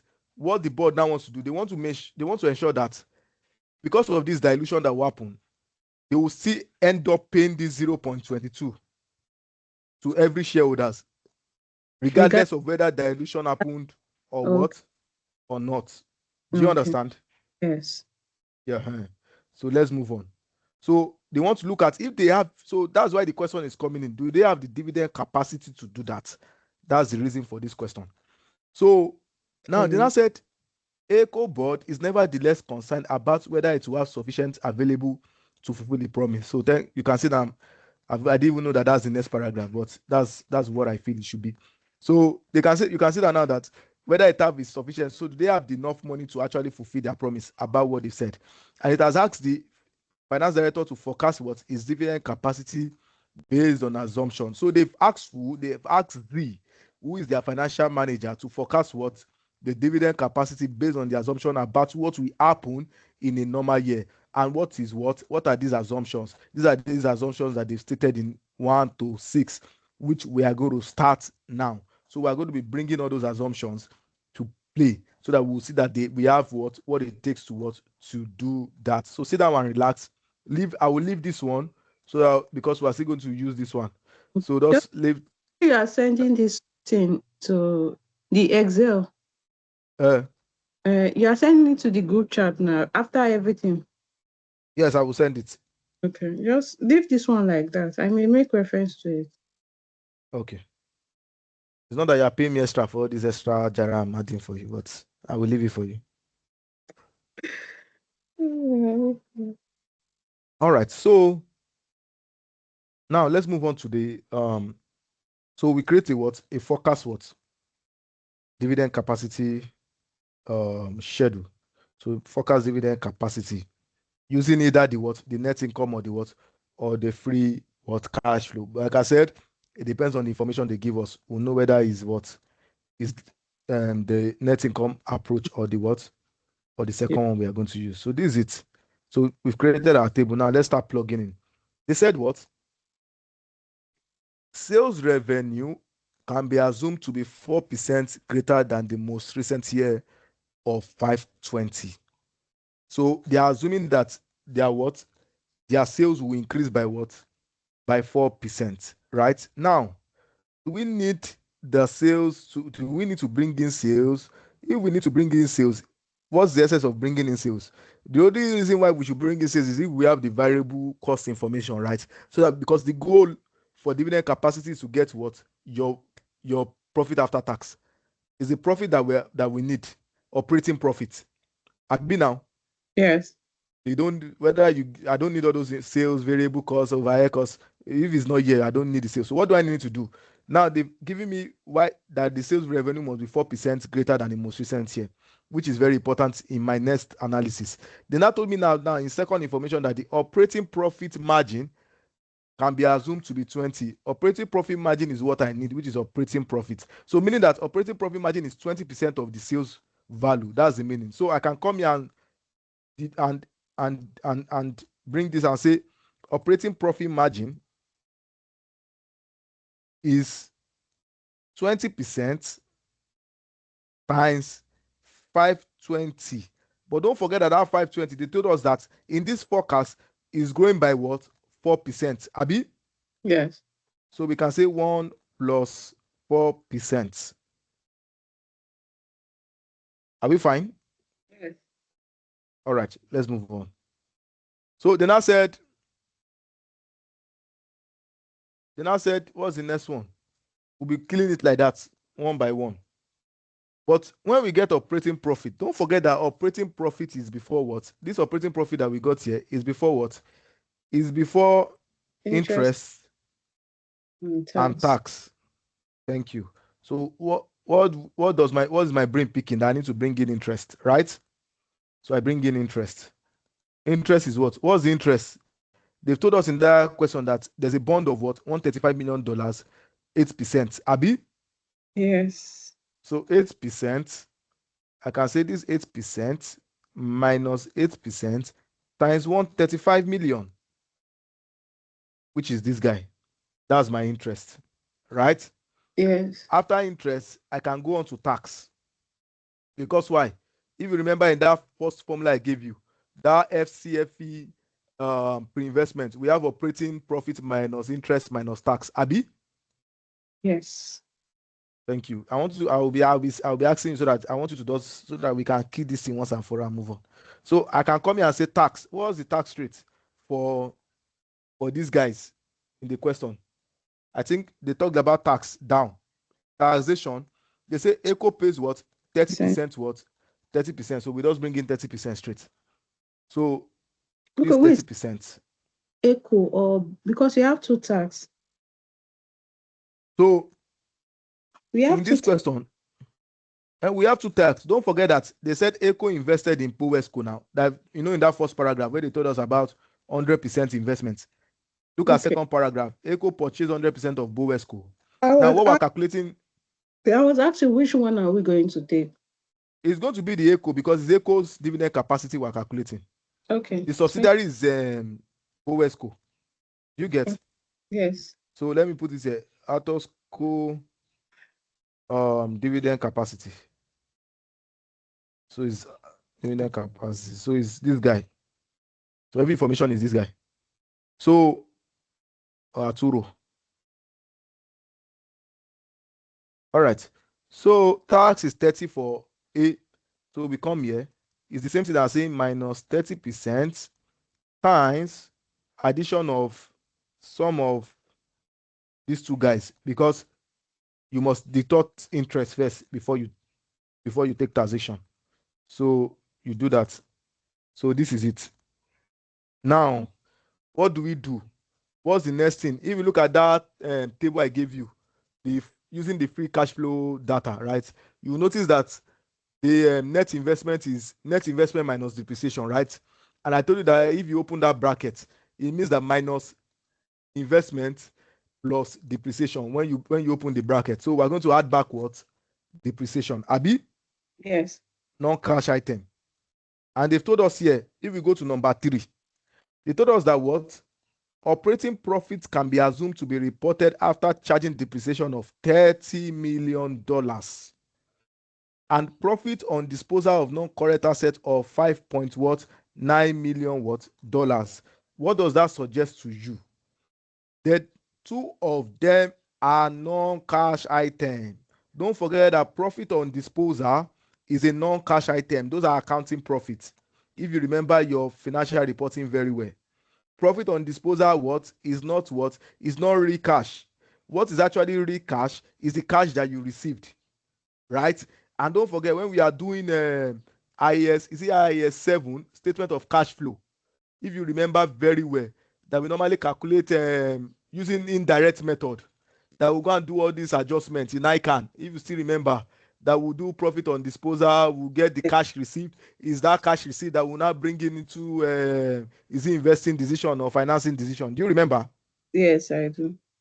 Thank you. I know you are very smart, so I know I don't have to stress myself too much. So what do I do here? That depreciation is a non-cash item. I had it back, so I had 30 back. That profit on disposal is also a non-cash item, right? Do I add it back? No, because why? It formed part of this operating profit margin from inception as an addition. So I take it out because it's not real money. Do you understand? Okay. So you want to say anything? That's like an assumption. That's like an assumption that it formed because it may not form. No, it would have formed now, because why? If you notice, they said, look at the question. They said their sales revenue. Their sales revenue, right, is 520, and they told us that the operating profit margin is 20%, meaning that from that 520 in their most recent data, the operating profit, right, from those previous data is usually 20% of the sales. And for you to get your operating profit, all those things would have come in place, like your variable cost, or your operating cost, or your profit on disposal, everything. Do you know? For you to get this 20% in normal accounting term, do you understand? Okay.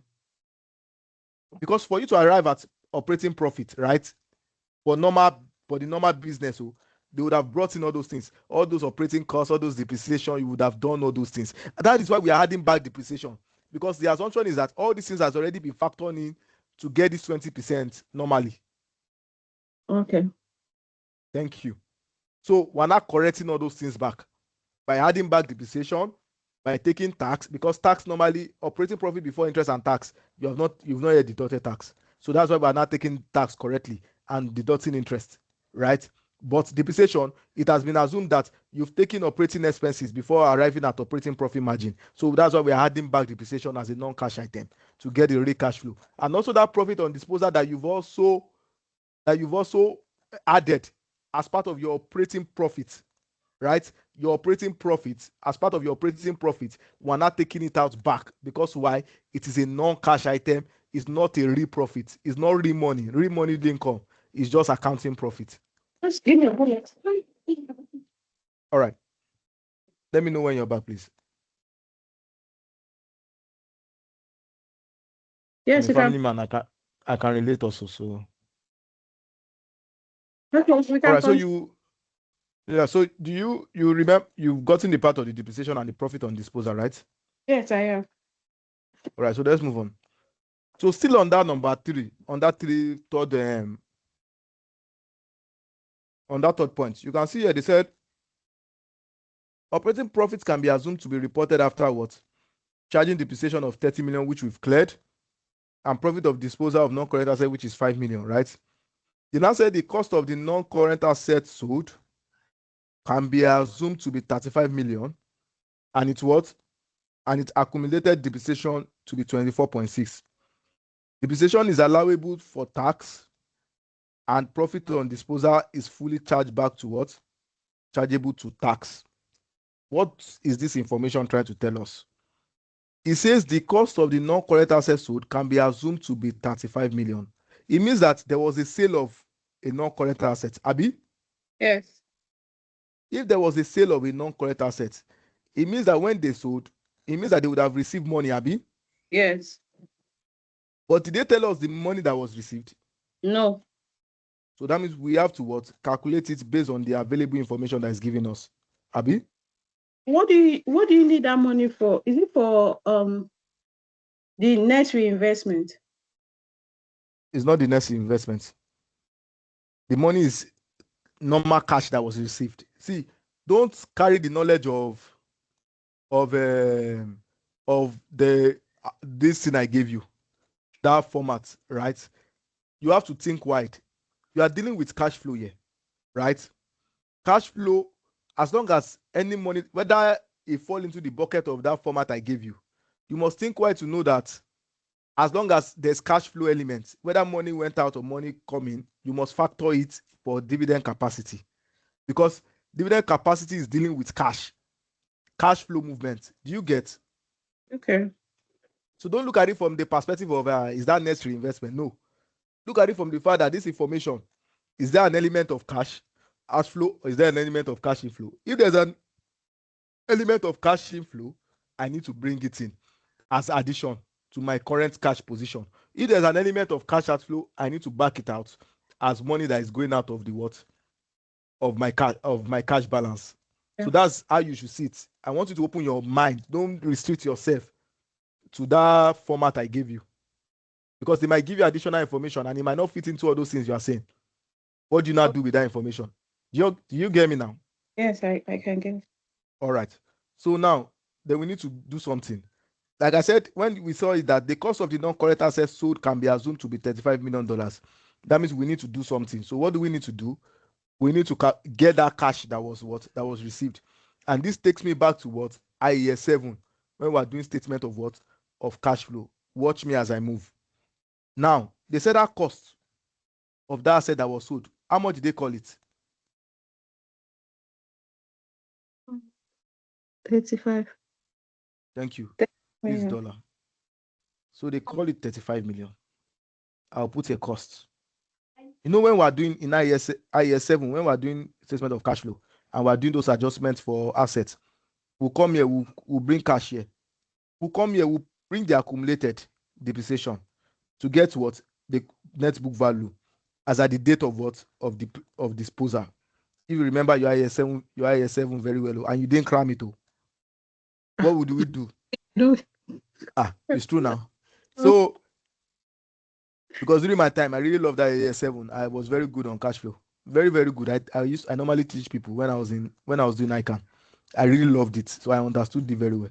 So if you notice, they said the cost of non-current assets, so all those taxation parts to get tax that was actually paid, that was cash and all those things, using all those deferred tax and all those blah blah blah. I knew it very well then. My head was smoky there. So it's true. The cost of the non-current assets can be assumed to be 35 and its accumulated depreciation to be 24. So we do what? We less 24 to get what? The net book value as at the date of what? Of disposal. So it means that the net book value was what? The NPV as at disposal date. Date is what? This. Now, we don't still know how much was sold, how much they sold it, right? Yeah. But from the information available, we can try to get that. So if it's the net book value as at the date of disposal, they now told us something. Please look at this. They said, before going there, they said operating profit can be assumed to be reported after charging depreciation of 30 million, right? You can see now they even gave us that information that I was telling you about. Operating profit can be assumed to be reported after charging depreciation, meaning that before we got this operating profit margin of 20%, they've already charged depreciation of 30 million. And that was why we added this 30 million back. Can you see this statement? Yes. The examiner has even helped you here. That's that statement I was telling you about. That before we got this 20% of sales, all these things have happened. And they even put it there for you. Even if they don't put it here for you, you should be able to deduce that before you can get operating profit margin, depreciation has already been charged, profit on disposal too has already been included. If there's an information for what profit of disposal, but the examiner was kind. He added it as part of information for you, so that for you to know that before you arrive at this profit margin that we did here of 20%, all these things had already been there to arrive at this. We only had to what adjust for it to get what the real what cash flow. That's by the way, I just brought that one so that you can get that permanently. But if you notice, they told us now we've gotten net book value as a disposal date, which is 10.4. How do we now know the cash that was received? And don't forget that when you get your net book value, when we were doing our year 7 then, when you get this net book value as a disposal date, the difference between this net book value and the cash that was received is usually the profit that we say that we put as what is usually whatever we get. The difference between the cash that we receive and this net book value is what we assume as what profit on disposal. Do you still remember? Yes.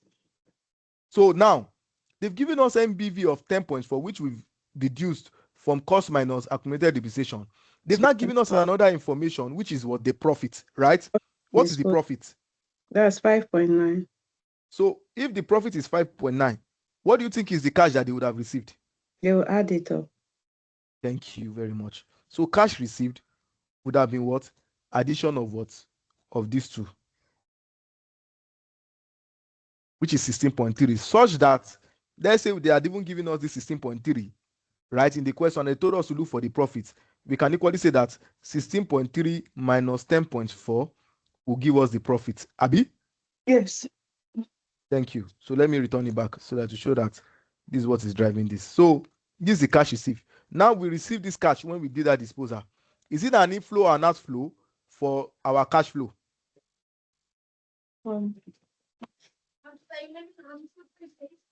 Cash received. Is it an inflow and outflow? Inflow. Thank you. So we bring it here. We'll put here cash received from disposal, which is 16.3, right? And you know you have to state here that because it's in your working, so working what? Working one, because that's the first working we've done. These are workings. Any questions before I continue? No question. All right. Sorry, please. Someone is calling me. Just give me a sec. Okay, it's fine.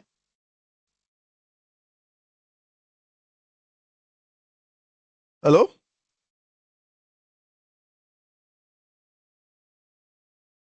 Hello? Yeah? All right, I will send it now. Okay. You may want to mute yourself.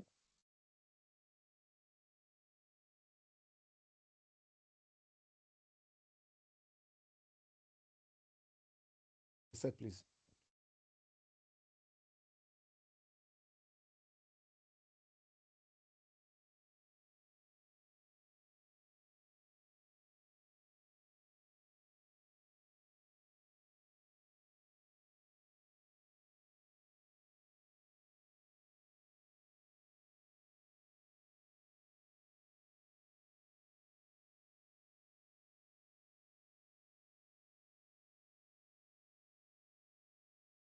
All right.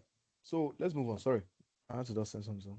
No, it's fine. Are you there? All right. Yes. Okay. So that's what workings what that's workings one. Now let's move on to the question. We've been able to deal with that one. Now the next level, they now told us in number 4. They said the net book value of non-current assets at the end in the most recent account was 110 million. Please let's follow this story. The net book value. They did not say the non-current asset. They said the net book value. It means that if they've given us the net book value, it means that they've backed that what accumulated depreciation. Abi? Yes. So follow.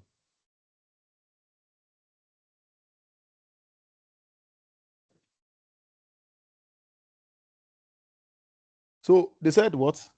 That means they what back that what accumulated what depreciation. So we can now move on. They said the net book value of the non-current asset at the year end in the most recent account was 110, right? To maintain productive capacity, sufficient investment to increase this net book value figure 12 months later by 4% should be assumed. What are they trying to say? They say, oh, this net book value of current asset that we have, that is 110, for us to maintain productive capacity based on the level of investment, based on the level of sales target we are currently targeting, and all things being equal, right? They are saying what? That we need sufficient investment to increase this net book value by what? 4%, meaning that we need to what? Get more additional non-current assets. Abi? Yes. Thank you as you are following. So we need to get more additional what?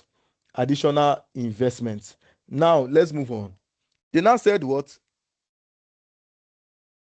They now said, where is it? In line with, okay, 12 months later by 4% should be assumed in line with what? Increase in sales. The calculation of investment required for the year should take into account the depreciation charge of $30 million and net book value of the non-current asset disposed of during the what? During the year. What have they said here? What they are telling us here is that by the time we want to get what? The movement in non-current assets, we must factor in that $30 million depreciation charge and also what? The net book value of the what? Of the non-current asset disposed of during the year. My question for you is that what's the net book value of the assets disposed during the year? What is it, please? That's 10.4. That's 10.4. Thank you very much. And the depreciation is what? Depreciation is 30. No. Is it the accumulated depreciation? Or the current? Is it the accumulated depreciation? No. The current, not accumulated though. 30. Thank you. So let's start now. Now, this is what they told us. Please follow. If you have any question, ask. There's no stupid question anywhere. Just ask. I want you to get it. Or if you get it, it's my own joy. All right. So now, net book value. They told us that the net book value of the non-current assets, net book value of non-current assets at the what? At the year end. At the year end in the most recent account was what? 110. What does this mean? Meaning that, you know what? Let's say, you know this forecast now. We are using the base data, which is the previous year's data, to forecast for the new information that we need. Abi, that's what we use. That's how we do forecast now. Let's say I want to, this 2025. Let's say I want to forecast for 2026. 2025 will be my base year, and I'll be applying percentages based on this current year to derive what? 2026 information. And that's what we did in this income part. When we did operating margin, they told us that sales was going to increase by 4%, and we grew it by 4%. And that's why we were able to get what? The operating profit margin of what? Of 20% times what? The increase of 4% on the sales value. And that was it. Now, this one too. Now, they told us that they are going to require additional what? Investment in non-current assets, and it's going to increase by what? By 4%. Just follow. Now, this is net book value of the non-current asset. That means I'm talking about the previous year. For instance, let's say 2020. I'm forecasting for 2026. That means that's 2025 net book value. And net book value means that cost minus what? Accumulated what? Depreciation. Follow me, please. Now, they're not telling us now that in this normal year, now because I'm forecasting for 2026, normally there will be a normal depreciation, a yearly depreciation in 2026. Abi? Yes. Now, the depreciation for 2026 will now be what? Using this as an instance, will now be 30 million. Because why? Our what? Our depreciation, they told us that operating profit can be assumed to report after charging depreciation of 30 million. And in that number 4, they told us here that the calculation of investment required for the year should take into account the depreciation charge of what? 30 million. So we can assume that the depreciation charge in 2026 will be what? 30 million. So depreciation in the new year will be 30 million. Oh, that. They now told us also that, and the net book value of the non-current assets disposed during the year. Now, you know that if you are doing net book value, right? When you dispose an asset, right? Automatically the net book value of the disposed assets, what happens to it? We back it out from our current assets. Abi? Yes. IAS 7. The reason why I'm intentionally saying IAS 7 is because I know you've done it. So you just need to brush up if at all you've forgotten. Net book value of the disposed assets is what? Is 10.4, like we've calculated it here. Right? We're taking it out of the books because why? It has gone. So now that we have it now, we now need to get what? The net book value as at now. So we'll add everything together. Right? Which is 69. That means this is the current net book value in the new year that we are forecasting for. Now, if this is the net book value, don't forget, they now told us what? They told us that they need what? They need what? A new asset, right? A new asset to what? To scale up their operations. And it should not be what? The net book value figure 12 months later by what? By 4% should be assumed. Meaning that I need my assets, my non-current asset will increase by 4%. So if my non-current assets for the new operations, will be what? Will increase by 4%. It means that the net book value from the previous year, which is this 110, right, should increase by what? By 10%, which is 1 plus 4%. Sorry, 4%. That means this is the new level of operation I need. The new scale of non-current asset I need for what? For the business. Now, this is 114, right? This net book value of the current year, of the new year, right? If this is 69, and now they told me I need this scale, that means whatever is the difference will represent the cost of the new investment that we need for the business. So meaning that cost of additional non-current assets will be the difference between this gap, 114 minus 69, which is 44.8. Any question, please? I have a lot of questions because of the time. All right.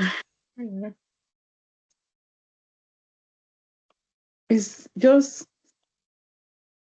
the steps is not really tallying with the format. It's just kind of confusing. But I already I'll told you that. a second look at it in my own time. All right. And yeah. All right. Like I told you, don't carry that format, whole and sinker. The format is just to provide a guide. But what you need to do, the goal is to achieve a cash flow. The question will come in different variants. So don't think that format that you have in your head. The only thing you just need at this stage is the fundamentals of cash flow, which is IAS 7. If you understand the fundamentals of cash flow, right, and you are very strong on IAS 7, you understand whatever I'm telling you. So don't go and bring that format. That format I gave you is just a guide. Nonetheless, your question would be scattered on dividend capacity. But your ability to understand IAS 7 and understand the meaning of cash flow, right, will guide you. And if you notice, when I told you the two approach, I never told you that you are going to use directly free cash flow to firm equity method. We told you that you are going to apply what? Using what? Cash flow data. What have they told you is an open-ended format. You only use cash flow data to achieve the dividend capacity, not necessarily what restricting your what your approach to free cash flow to equity approach. And that format I gave you down is just a guide to show you, okay, that's within the range of what you are doing. But we questions be scattered. Obviously, it will be scattered. This is ACCA. At this level, they believe that you know so much, so don't expect a direct way. But when you study, when you watch the video, you'll be able to understand better what I'm saying, right? But let's just move on. So the cost of additional non-current assets, is it an inflow or an outflow? Outflow. It's an outflow. Thank you. So it means that this one will come here minus this what? This guy. So let's move on. What was the next step? What was information 5? Yeah. Working what? Working capital. So they told us here that what? They said for the working capital, we're going to use what? 15 cents investment in working capital can be assumed for every one increase in what? In sales revenue, right? And they told us that in the question that sales revenue will increase by what? Sales revenue will increase by what? 4%. Abi? Yes. So if our sales revenue, working capital is definitely an outflow. So if our sales revenue will increase by 4%, right? It means that it's safe to assume that what working capital is talking about is change. That change, meaning that 4% of the what of the sales revenue is going to what? A 0.5%, $0.15 investment in working capital can be assumed for every $1 increase. Meaning that your working capital is on that change, right? It's not necessarily on the volume of the sales value, it's on the movement of the sales revenue. So meaning that if sales revenue is moving this current year, which is this new forecast we are doing, less the previous year, meaning that if my sales revenue is if my sales revenue was 520, because that's what they told us, it was originally 520. Abi, sales revenue was 520. Let me just put this here. It was 520, Abi. Yes. And they say it's increasing by 4%, Abi. So that's 520 times 1 plus 4% normal. The normal way we normally do movements. Right? Yes. The movement is what? 20, Abi. So it means that what they are saying is that this $20 million, right? My working capital what? I need what? 0.15 right. to what? To what? To achieve what? This movement in working capital. Do you understand? Yes, I do. So it's safe to say that 0.15, right? Times this guy, times that movement.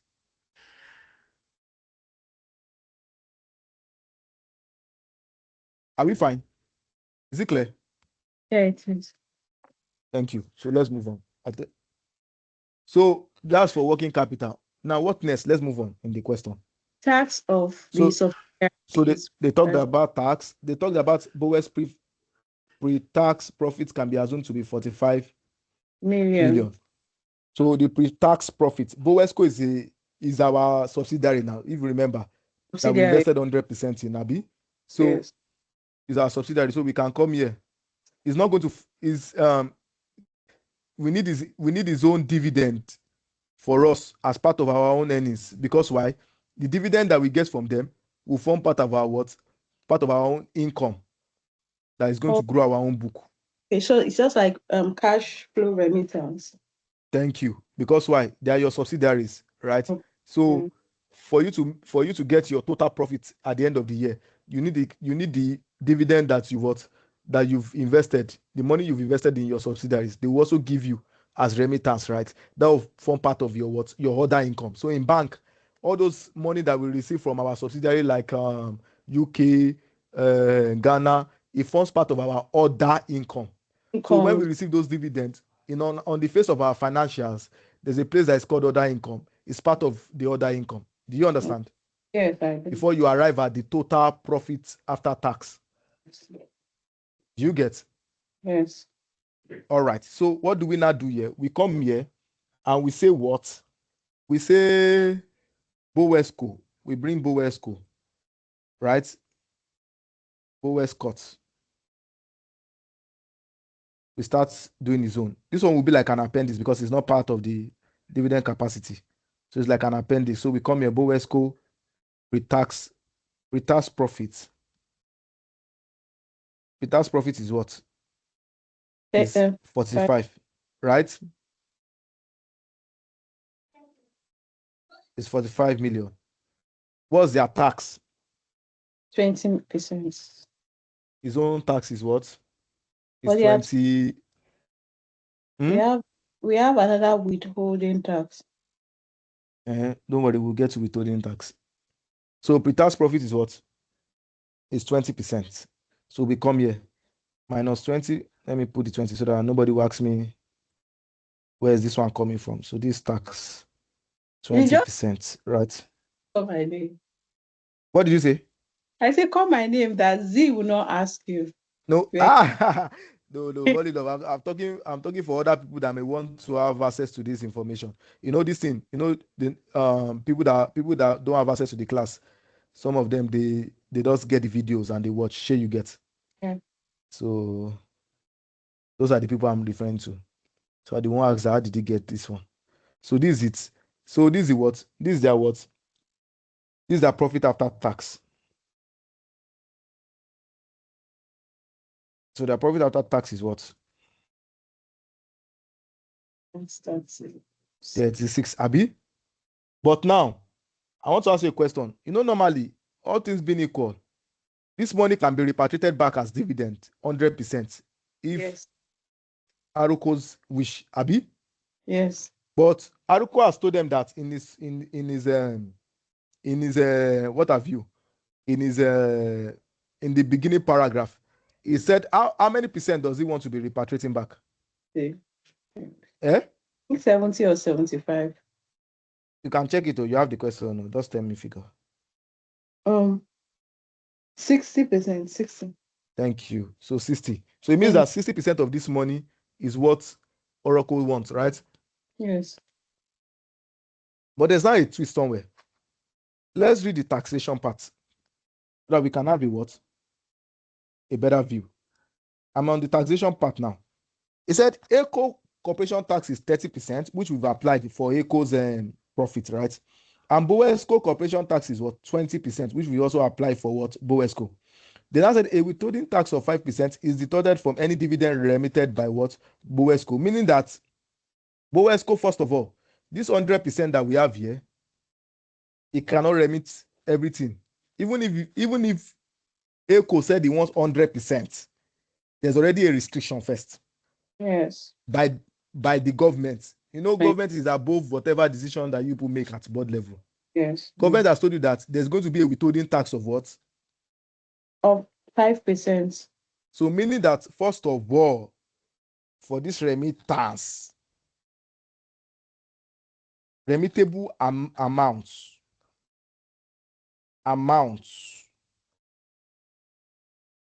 net withholding, right, will be what? Withholding is 5%, will be what? This times 1 minus 5%. Is that clear? Yes, it does. So this is 95%. What does this mean? This is the money within your control. Yes. This is the money within your control. Meaning that even if you open your mouth and say I want 100%, government has told you there's going to be a withholding tax. So you cannot, and you can't fight the government. So this is the money within your control. Control. So you cannot decide to say, I want to take this this 34 completely and repatriate 100% if I want. But because of we want our subsidiaries to grow, and we want them to use their internal generated money to fund their future operations, we have had mercy upon them by saying only repatriate how many percent? 60 what? 60%. So remittable amount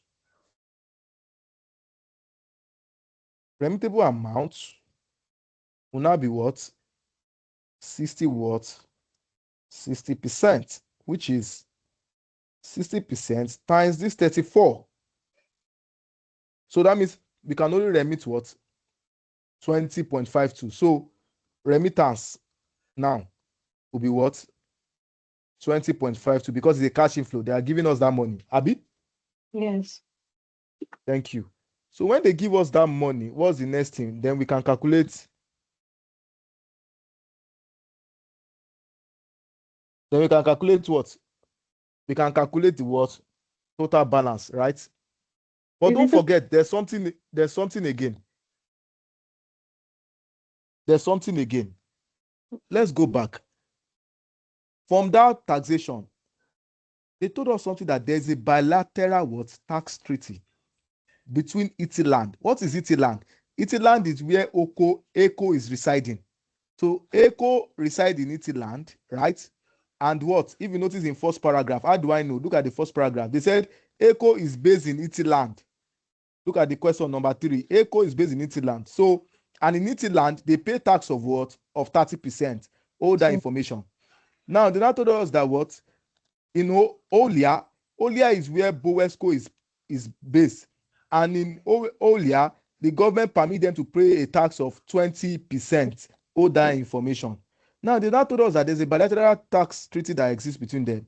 That corporation tax is payable by ACCA on profits declared by Bowesco. Can you hear? Corporation tax is payable by ACCA on profit declared by what? Bowesco. Meaning that if Bowesco is making money in another country, the government of ACCA, which is Italand, they will charge ACCA for whatever Bowesco is earning.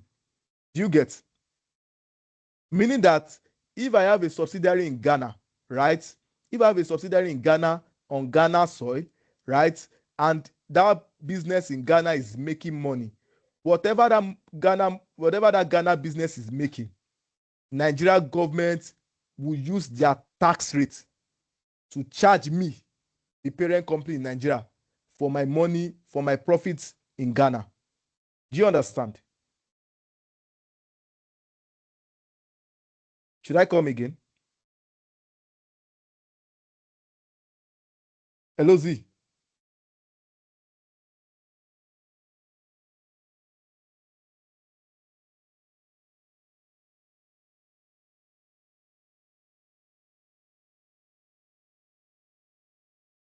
Okay, I have Adelowo. Adelowo, welcome. Z, are you there? Yes, my network was disconnected. Sorry. Thank God I'm not the one that caused this one today. So where did you stop hearing me? Thank you, sir. We Well done, were boss. talking about the tax treaty. So where did you stop in the tax treaty? Because I've said a lot. I didn't know where you went off. No, you said both of them has different tax payable and they have tax treaty. My network just cut off in between. Okay, all right. So, and I said something. I said that this information that there's a bilateral between Italand, corporation tax is payable by ACCA on profit declared by Bowesco. I said that the statement means that Bowesco is our subsidiary, right? They are operating in Olia, right? And we in Italand, they charge us 30%. What this statement is saying is that 30% that they charge us in our own country, for the fact that we have subsidiary in Ghana, whatever our Ghana subsidiary is doing, right, on the land of Ghana, they are still going to charge them 30% from Nigeria. Nigeria government will charge them 30% from whatever money they make in Ghana. Do you understand? Oh, so it's like double tax. Yes. So get the point. Now, I have a business in Ghana. The main company is in Nigeria. If Ghana business that I have, the business I'm doing in Nigeria government will be charging me normally 30%. Yes. Now, that business I'm doing in Ghana, on Ghana soil, right? Nigeria government will also charge me 30% also. Why not? for that Why Ghana not? Why subsidiary. not the difference? No, I'm still coming somewhere now. I'm still Okay. getting somewhere. But because there's a double treaty agreement, as they have given us in this question, so the double treaty holds that because Ghana government too has charged the Ghana business 20% based on this information we have here. We as Nigeria will no longer charge them 30% again, but we'll charge them what? The difference, which is 10%, to make up for our 30%. Do you understand? Okay. So that means in essence, the Ghana operation is still being charged 30%. Yes. Yes. Whether we're receiving the full money or we're not receiving the full money, the Ghana operation will still be charged what? 30%. Because why? 30%. Ghana government has taken 20%, which is earlier, and we will now take the remaining 10%, which will 10%. balance up the 30%. Is that Just clear? in case there is no tax treaty, is it the total 30% they will charge? If there's no tax rate, it's total 20%. It's total 30%. 30%. Okay. Hello, All sir. right. Yes. Yeah, Muchu. Hello, sir. So Yeah, I can hear what if it's the other way around? Assuming Ghana charge 40% as against 20, which is higher than that of Nigeria. There won't be no extra. There won't be any extra charge again because the Ghana operation is already charging more. More. Okay. All right, sir. All right. We'll close it at. Or are you expecting a tax relief like a refund? Kind of. You think government will dash you free money? You are deceiving yourself. They will close eyes on that one. You have suffered enough. Don't let us add to your suffering.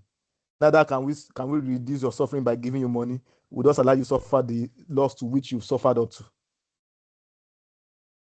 All right. Okay. So we come here and we say what? Additional tax. And what's the additional tax? The additional tax will be what? The remaining 10%, which is, let me state it here, 30%, which we paid, minus 20%, which was paid in the second country, right? Multiplied by what? The 45 million which they earned, which we profit, which Bowesco made. Do you get? Yes. So I bring it here. Is that an outflow or an inflow? That's an outflow. Thank you. So is that what? It's an outflow. So I come here. Outflow. So with this, I've been able to what? To calculate all the forecast money, everything, because I've exhausted all the information. We've dealt with taxation, we've dealt with everything in the information here. We now come here. So this is the forecast dividend capacity.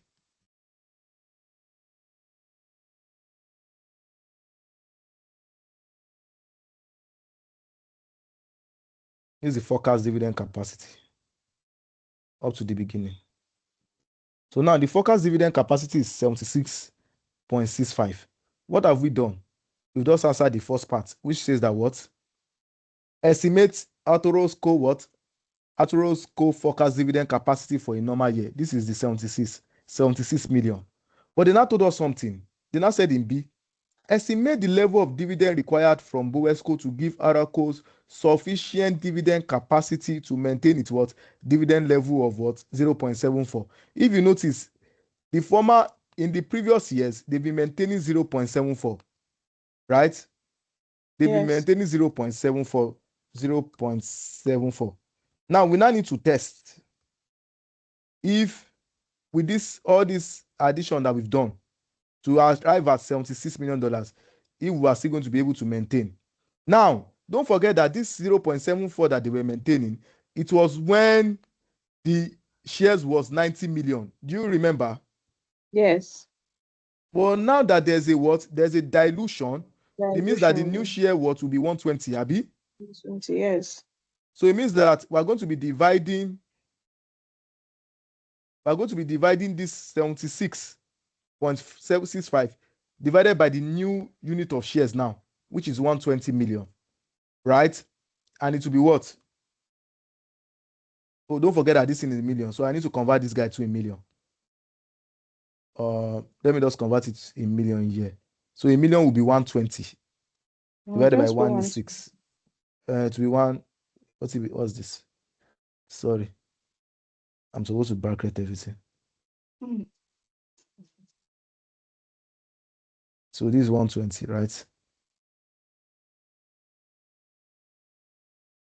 To change this one. So I don't need to bracket this one again because I've done. So do you understand now? So now, based on the new dividend capacity, what's the ability? So dividend payout is lower. It's 64, Abi. Yeah. Now they're not telling us that what? They're not telling us that estimate the level of dividend required from BOESCO. So the level of dividend required from BOESCO. Now, so meaning that if we want to calculate the level of dividend required from BOESCO, what we just need to do is to increase this one a little bit, right? Meaning that initially we said we want them to be giving us 60%. But with the way numbers are flying now, I don't think that 60% is what is visible anymore. Abi? Yes, maybe increase to 70 or 80. Mm-hmm. So it means that I know there's a way we can use mathematics to do that, but let's just go through the crude way. For mathematicians in the house, if you have that fast trick that we can use to gross up to achieve that. But let me just go through the crude way as someone that did not do well in mathematics in school. So it means that if this one was 60%, because my stuff is linked, so I can quickly do that trick. My stuff is linked. This remittable amount that I put here, 60%, I can increase this one to 70 and see what it will go by. If I increase it to 70, what has happened? It changed to 67. Abi? If I increase it to 100, you can see now. So it means that I'm within this range.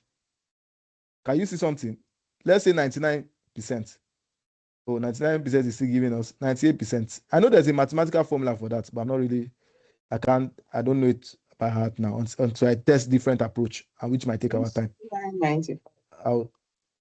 So you can see that they require 95%, right, to maintain what? That level of what? Dividend. That level of dividend. So I don't know how you are going to do it. You can go and check on how you are going to use mathematics to derive that. Do you understand? But from this is a 3 marks question.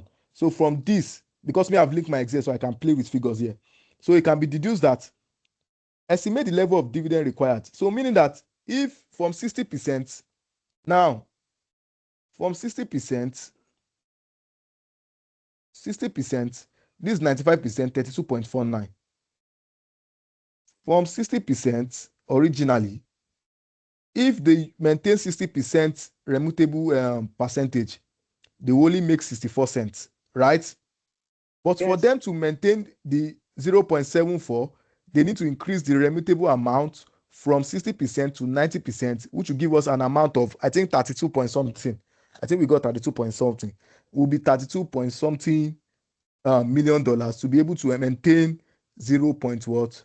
To maintain 0.74. So that's the way you tackle the second part of the party, which is 3 marks. That's how you get it. Now, they now told us Arturo Sco has decided to increase his level of dividends from BOESCO if its dividend capacity is insufficient. That is based on the second information that we just did now.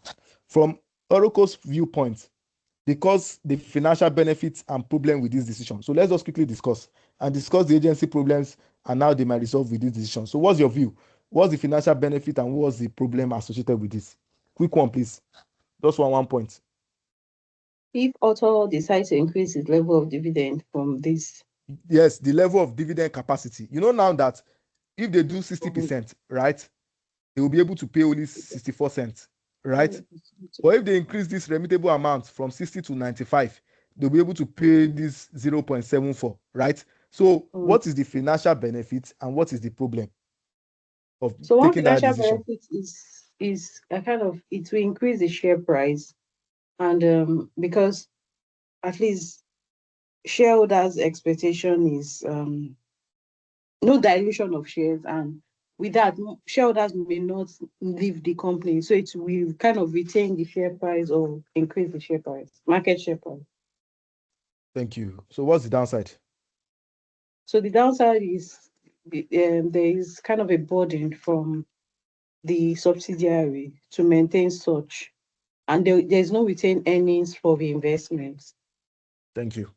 Thank you. Thank you. Thank you. Adelowo, do you want to say something?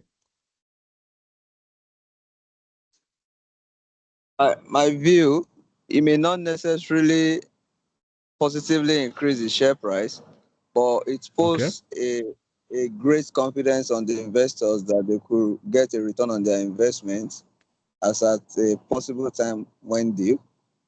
While the downside, of course, is a financial burden as per reinvestment on the assets and long-term strategic protection for the company. So those are just the Thank you. downside. Thank you very much. Thank you very much. So both of you have actually said what I want to hear. So like we said in the question, you will notice that they said what? They said because of that dilution, right? Where's that part? Okay, second paragraph. Arturo's dividend policy. They said a number of shareholders did not take up their rights, but sold them on.